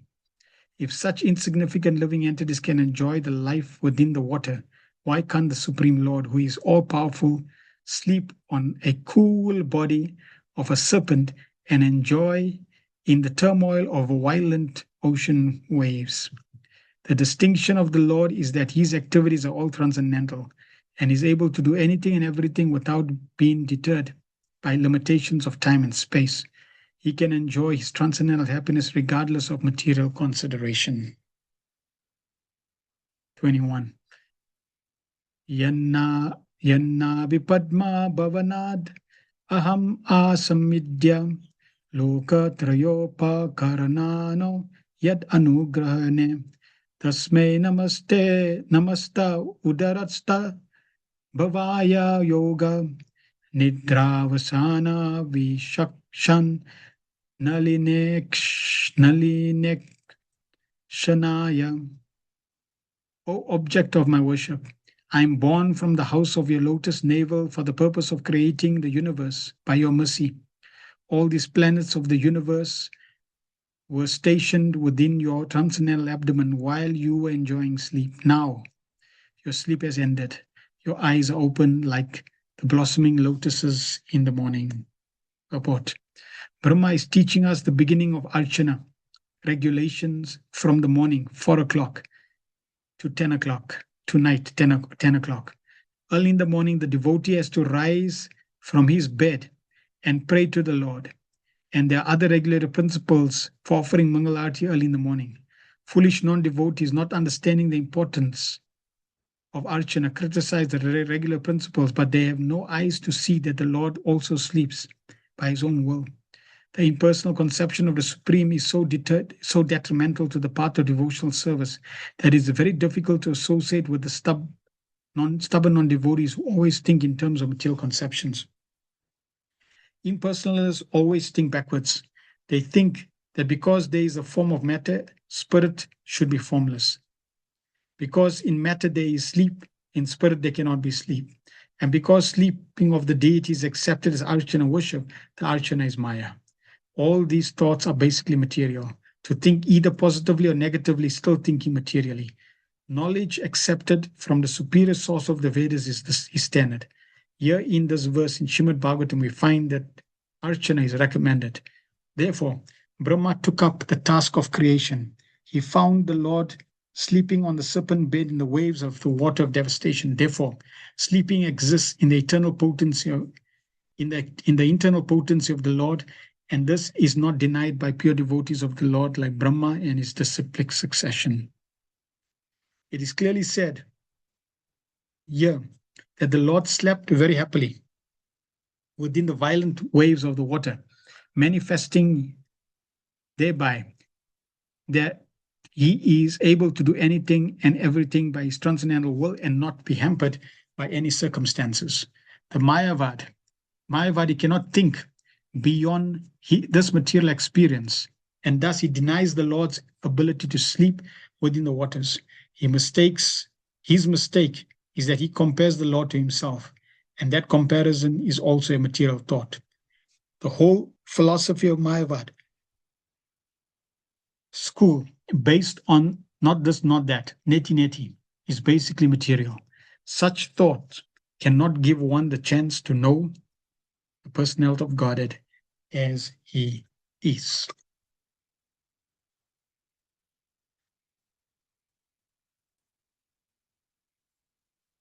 (22) Soham samasta jagatam surit ekatma satvena yan mridayate bhagavan bhagena teneva medrisham anuprish satad yathaham shrikshami purvavat idam pranata priyaso. Let the Supreme Lord be merciful towards me. He is the one friend and soul of all living entities in the world, and he manifests all for the ultimate happiness by his 6 transcendental opulences. May he be merciful towards me also as may he be merciful towards me so that I, as before, may be empowered with the introspection to create, for I am also one of the surrendered souls who are dear to the Lord. After offering prayers now, Lord Brahma is now requesting for empowerment, for guidance. The Supreme Lord Purushottam, or Shri Krishna, is the maintainer of all in both the transcendental material worlds. He is the life and friend of all because there is eternally natural affection of love between the living entities and the Lord. He is the one friend and well-wisher for all, and he is one without a second. The Lord maintains all living entities everywhere by his 6 transcendental opulences, for which he is known as Bhagavan, or the Supreme Personality of Godhead. Lord Brahma prayed for his mercy so that he might be able to create the universal affairs as he did before. Only by the Lord's causeless mercy could he create both the material and spiritual personalities like Marichi and Narad respectively. Brahma prayed to the Lord because he is very much dear to the surrendered soul, and surrendered souls know nothing but the Lord, and therefore the Lord is very affectionate towards him. 23. Esha prapannam varado ramayat ma shakta yattat karishyati grihita gunavartara tasmin sovikrama idam shrajato pisceto yun jita karma samalam chayatha vijayam. The Supreme Lord, the personality of Godhead, is always the benefactor of the surrendered souls. His activities are always enacted through his eternal potency, Rama, or the goddess of fortune. I pray only to engage in his service in the creation of the material world, and I pray that I not be materially affected by my works, for thus I will be able to give up the false prestige of being the creator. So Lord Brahma is praying to do his service, to be empowered, and most importantly, to be protected, so that he doesn't fall prey to thinking that he's a doer. Purport.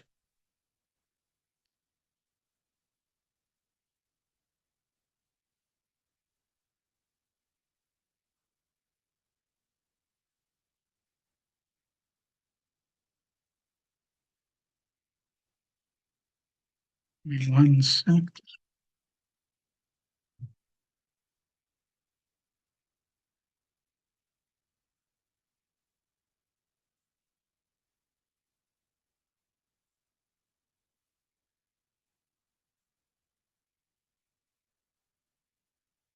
In the matter of material creation, maintenance, and destruction, there are three incarnations of the material modes of nature: Brahma, Vishnu, and Maheshwara.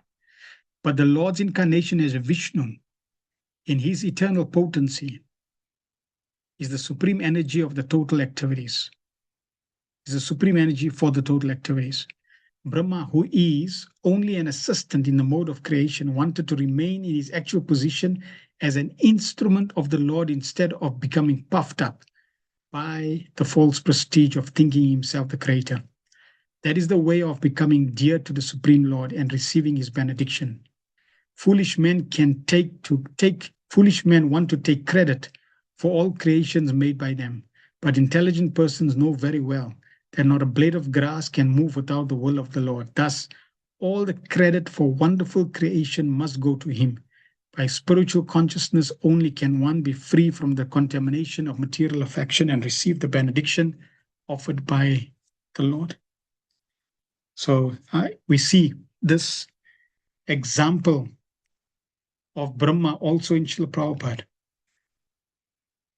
Srila Prabhupada endeavored to spread Krishna consciousness throughout the world. And he was successful. And when they told Srila Prabhupada that it is you who spread Krishna consciousness, Prabhupada said, no, it is by the mercy of my Guru, Guru Maharaj. It is by the mercy of Lord Chaitanya. It is mercy of the disciplic succession. It is mercy of Krishna. He never took credit. Prabhupada said, if there is any credit due to me, it is that I tried to follow the instructions of my spiritual master. So this is surrender. So Brahma also is praying that I don't want to fall into the trap of thinking I'm doing everything. Because it's easy in the material world to be influenced by that abhiman, that ego. I'm the doer. But little do we realize, and in Bhagavad Gita, Krishna explains there's 5 doers, not just one. Krishna wants, he can just switch off your heart and what you're going to do? Nothing. Your doership is gone, dead, switched off. So it is Krishna ultimately that's doing everything through his energies, through instruments of surrendered souls, through his material energies, etc. So the more we become Krishna conscious, the more we will realize this point. Now, what's an interesting point is that Bhagavatam says we all were Brahmas once upon a time. We all were in that situation once upon a time. And just like in the womb, The living entity is whose pious is praying to the Supreme Lord, please, please take me out of the suffering condition. As soon as you take me out, I will worship you. As soon as he comes out, he forgets Krishna, he forgets the promise. Similarly, we also praying to Krishna, please protect me. I don't want to fall prey to the mode of passion. I don't want to think I'm the creator. Then we empowered, and we start creating. And guess what happened? We became influenced by passion, thinking we are the doers, and that's how we fell further and further and further. And that's where we are here. So we fell to the same evil that Brahma is praying to be protected from.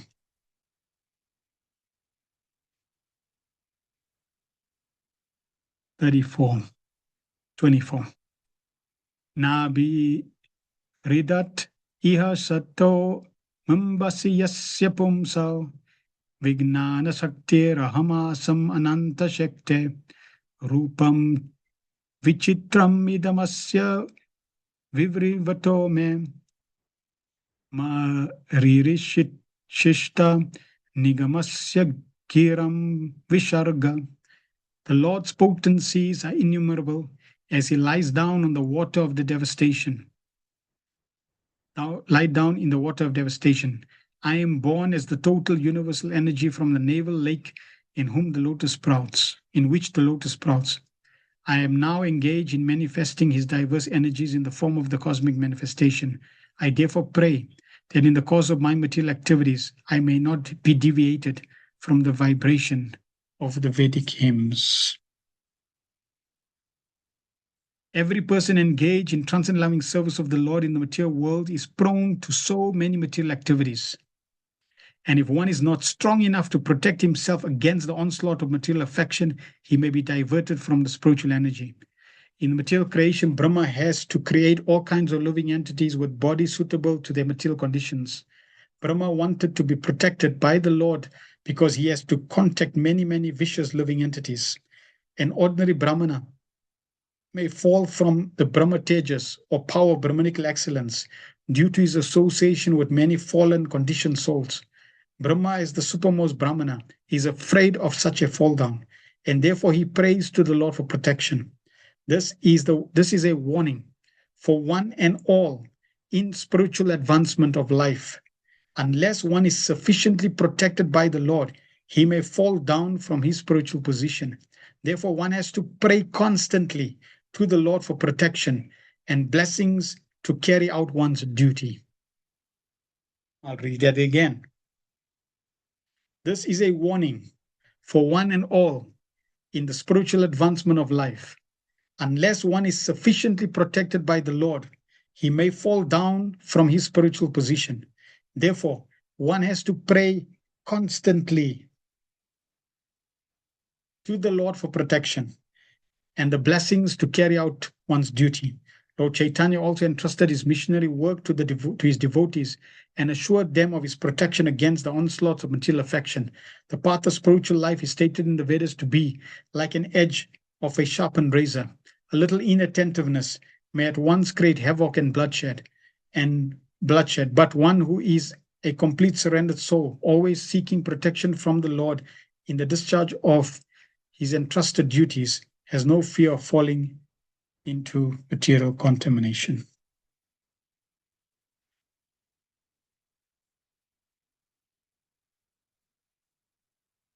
So in one lecture, Srila Prabhupada was speaking about this protection. And Prabhupada was warning the devotees that you can fall down, but I may not fall. I will not fall down. So then after the class, Srila Prabhupada went to the altar and with folded hands, he was praying. So one devotee saw Srila Prabhupada with folded hands, seeing the deities. So then he went to Srila Prabhupada and said, Prabhupada, you just said that you won't fall down, we may fall down. But then why you praying Why are you in a prayerful mood or mudra? And what are you praying for? So then Prabhupada said, I'm praying that I may not fall down. So then the disciple said, but Srila Prabhupada, you just said that you will not fall down. And Prabhupada said, that is why I won't fall down. Because Prabhupada is always praying. So Prabhupada practically demonstrated that by constant prayer. We should constantly be praying, constantly be chanting the holy name, constantly be surrendering to the Supreme Lord. That will keep us protected. 25.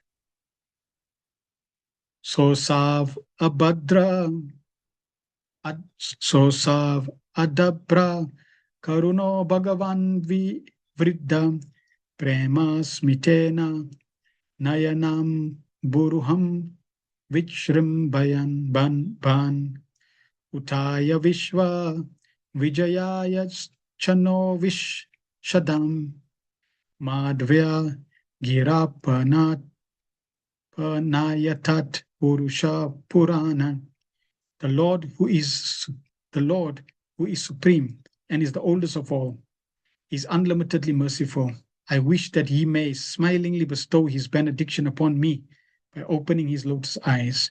He can uplift the entire cosmic creation and remove all dejection by kindly speaking his directions. The Lord is ever increasingly merciful upon the fallen souls of this material world. The whole cosmic manifestation is a chance for all to improve themselves in devotional service to the Lord, and everyone is meant for that purpose. The Lord expands himself into many personalities who are either self-expansions or separated expansions. The personalities of the individual souls are his separated expansions, whereas the self-expansions are the Lord himself. The self-expansions are predominators, and the separated expansions are the predominated for reciprocation of transcendental bliss with the supreme form of bliss and knowledge. The liberated souls can join in this blissful reciprocation of predominator and predominated without materially concocted ideas. The typical example of such a transcendental exchange between the predominator and the predominated is the Lord's Rasa Leela with the gopis. The gopis are predominated expansions of the internal potency, and therefore the Lord's participation in the rasa dance is never to be considered like mundane relationship of men and women. It is rather the highest perfectional stage of exchange of feeling between the Lord and the living entities. The Lord gives the fallen souls a chance for this highest perfection of life. Lord Brahma is entrusted with the management of complete cosmic show, and therefore he prays that the Lord bestow his blessings upon him so that he may execute its purpose. Gandhrat Srimad Bhagavatam ki jai, Srila Prabhupada ki jai, Nitai Go Pramanande. All right, so any questions or comments anyone has, please type in the chat.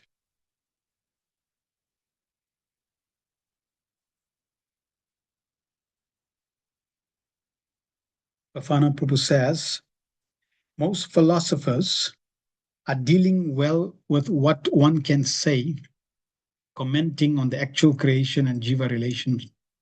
Surprise is that they don't speak about the hook or nook of the creation and in the manner that Brahma is aware of his position and in relation to the actual creator who is Vishnu.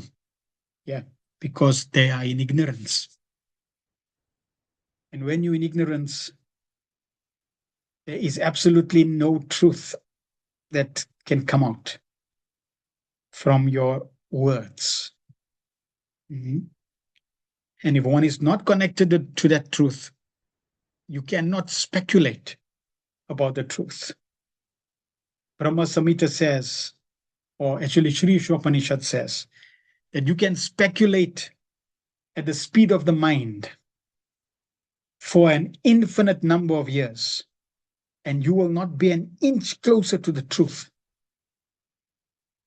And because they're not submissive to receive the truth, because receiving the truth it's like I'm not doing anything. I'm just receiving the truth. I want to be the, the creator, the inventor, the propounder of truth. Because they have that mode of false ego, the doership. Whereas a devotee, he just wants to receive the truth coming down in disciplic succession. Prabhupada is giving us the absolute truth. We just accept. So yes, unfortunately, most philosophers, and especially if they're not connected to the Bhagavatam, they will not know the truth. They can get some glimpse, some reflection, some truth will be there. But the Bhagavatam is not just giving some reflection, some truth. No, the Bhagavatam is giving the absolute truth. Nothing but the absolute truth. And when we receive the absolute truth and we have faith in the absolute truth, it's powerful. It comes with it great spiritual clarity, power, faith, purification, confidence, conviction.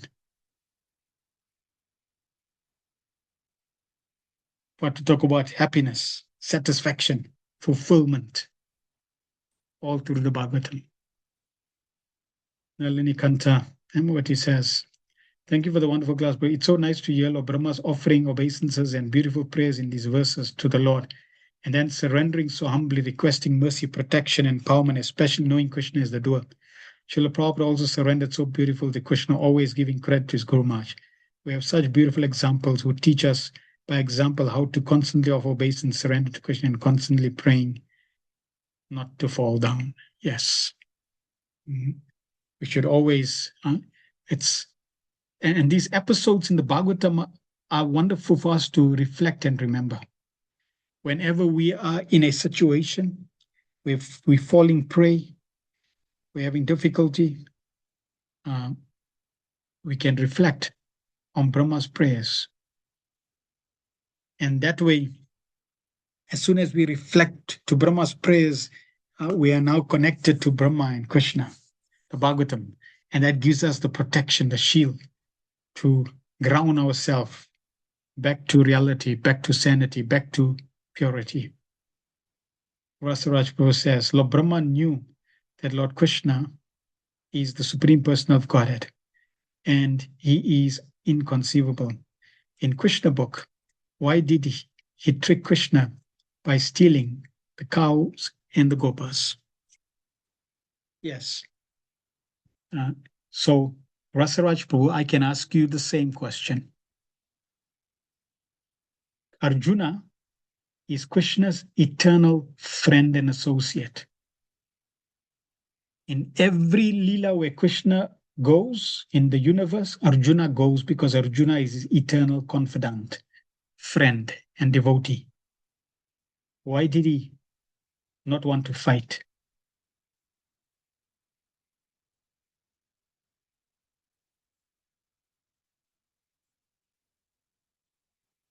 Why was he in Maya? Why did he want to leave the battle? Please share your wisdom.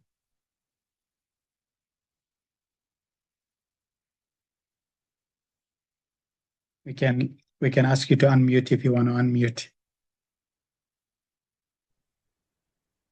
Hare Krishna Prabhu, thank you for your wonderful realizations as always. Hare Krishna, thank you, Rasaraj Prabhu. I was thinking just because to set an example of being submissive, as well as the pastimes of Krishna. Yes.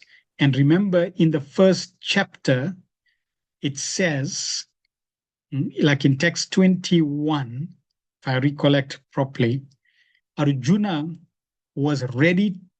picked up his bow and he was ready to shoot. But if he picked up his bow and he was ready to shoot, and then he shot the arrow, we would not have Bhagavad Gita.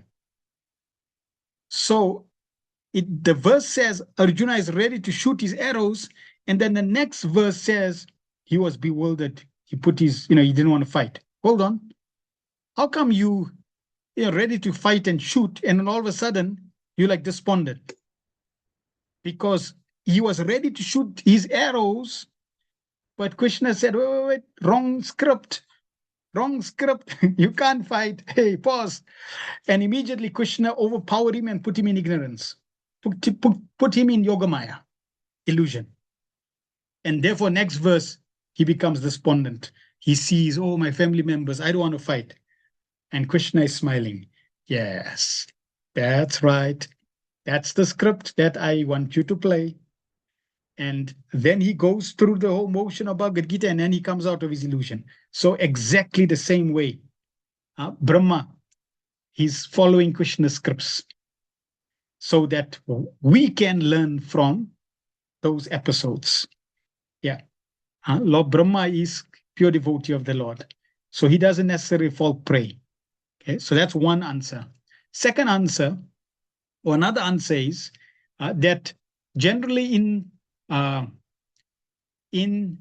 the Bhagavatam is not sharing sequential pastimes in the same yuga, in the same kalpa, in the same universe. There's kalpa bed. So that means there are pastimes shared in the Bhagavatam ad hocly from different kalpas, different universes, and therefore in different universe, Brahma may have fallen prey genuinely to test Krishna. And therefore, we have the lesson again. So that's generally the reason. But it's the safest answer is that it is Krishna's pastimes. Krishna wants to reveal.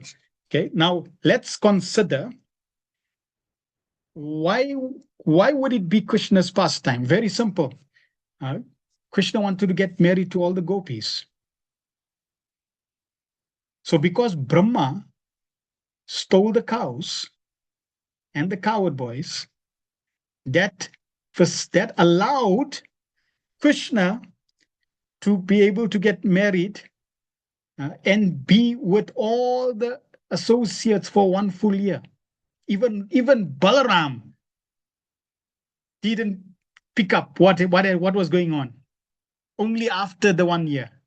Because that day, Balaram, it was his birthday. So even he, didn't know what was going on. But he started noticing that, hold on, there's something not right yet. The cows, the cows were more attentive, or let's say the calves, and the relation between the cows and the calves was a little strange. Even the gopis, their affection to their sons had increased. So this, was a revelation that, hold on, something's not right here. And then obviously Krishna tells Balaram, yes. He shows he's expended as all the cows, all the calves that were stolen, and all the cowherd boys. So, and during that 1 year, Purnamasi said it's a nice, time for marriage, arranging marriage. So everybody got married. To who? To Krishna.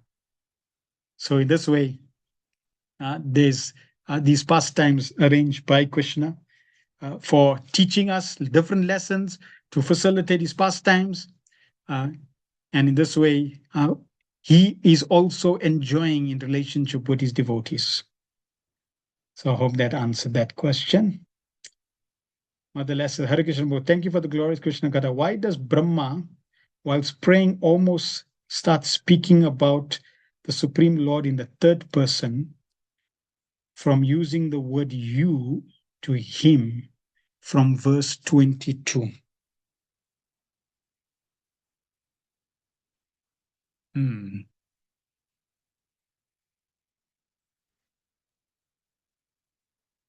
So so let's say Brahma is saying, even in Bhagavad Gita, Krishna also uses single and third person. He uses himself and he also uses third person. Why? Because it may be in reference to who the Lord is referring to. So, for example, Krishna is saying, I guess you could take an example from Bhagavad Gita or from Brahma's position, right? Let's take from Brahma's position. So Brahma is saying, my Lord, you are the Supreme Personality of Godhead. So when he's referring to you, when he's using you, direct reference, he's referencing the Supreme Personality of Godhead, meaning Krishna. Then he may also use the word as a third person, him, like the creation is coming from him. So why didn't he say the creation is coming from you? It's not wrong, but it's also giving clarity and distinction of there's a third person. Okay, so let's see. You direct, meaning the Supreme Personality of Godhead, Krishna. And when he says create, when he's referring to, let's say, creation, and he's referring to the third person, which is Vishnu. Now we know that there's no difference between Krishna and Vishnu, yet there's a difference. Okay, so that's why you will see also in Bhagavad Gita, Krishna says, for example, I am in the material world and I'm also not in the material world. It's a contradiction. Here, Brahma is apparently contradicting his speaking by using him and you. It's like direct and indirect. It's not a contradiction. It's basically how the Lord and the devotee is speaking in relation to Krishna and his expansions. So this is how we can understand, it's not like there's some psychological disturbance. No, it's in Bhagavad Gita, Krishna does the same thing. In reference, for example, you'll see Krishna says to Arjuna,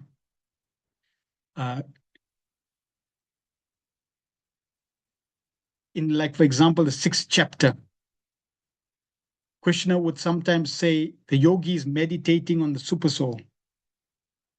Then sometimes Krishna would say meditate on the supreme. Then Krishna would say meditate on me. So is it me? Is it the supreme? Is it the super soul? It's one and the same. Achintya abheda bheda tattva. Just depends on the reference and the context.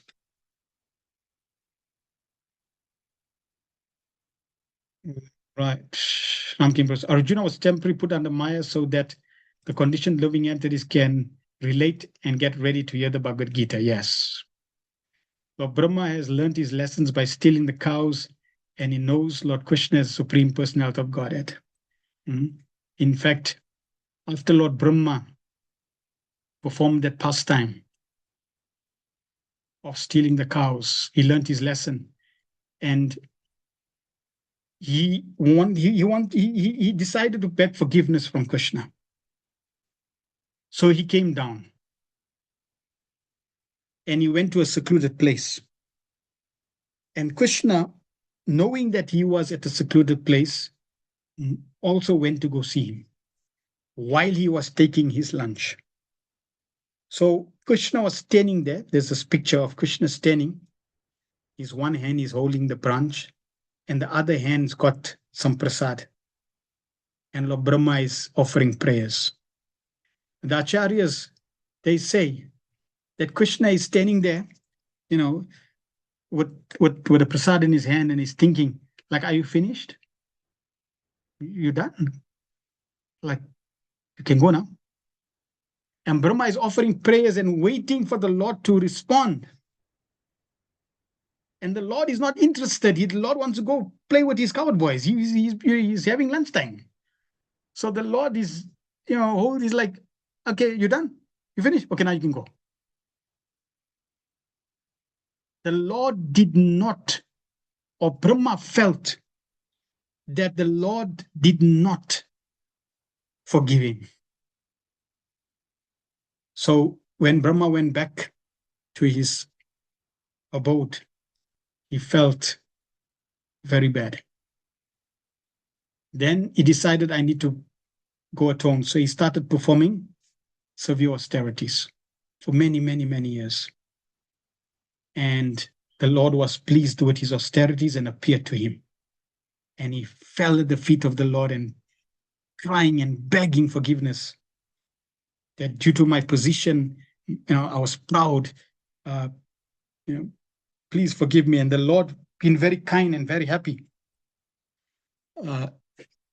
in fact, the Lord revealed to him as Lord Chaitanya. And then the Lord said that because of your prayer in the next life, you will appear in a low family. Because of being Brahma, you were proud. Now you be in a low family. That won't make you proud. And the Lord obviously blessed Lord Brahma. He became Namacharya. Srila Haridas Thakur. So in this way, we find that this pastime also allows Lord Brahma to then become Haridas Thakur. So there's many connections to that pastime. Bafana says, it's pure attachment of ego as he got to be covered by Maya Shakti to the family of loved ones. Between Maya Shakti and Bhava Shakti, Jivas are said to be at a position similar to the line that divides the shore and where the ocean stops.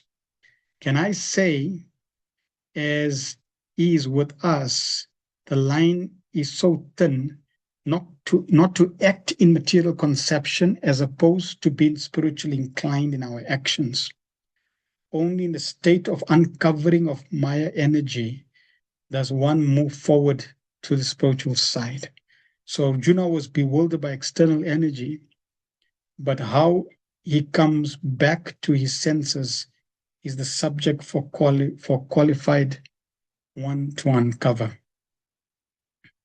It is pure attachment to the ego as he got to be covered by Maya Shakti. So yes, you were talking in relation to Arjuna. So Prabhupada is making that point that he became excessively attached to his family members. So remember, Arjuna is put into Maya, and all the characteristics of that attachment and illusion is there for Arjuna to be an example for us. It's to show our life through Arjuna. Arjuna is really our representative, going through the motions that we would go through. So yes, attachment is there, but attachment to Maya and things of Maya is detrimental. Attachment to things which are related to Krishna, pleasure of Krishna, is liberation. So in that way, there's a fine line, and we can decide, as Prabhupada mentioned in the purport, that the minute independence is always there. So because of that minute independence, Krishna will not override our decision, and we will have to purify our intention, and that way decide where we want to place our attachment, and in that way keep safe and sound.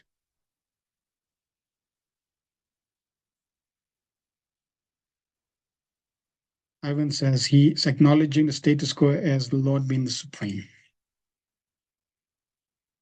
Ivan, I'm not sure if that's a question. He acknowledging the status quo as the Lord being the supreme. Is that a question or a statement?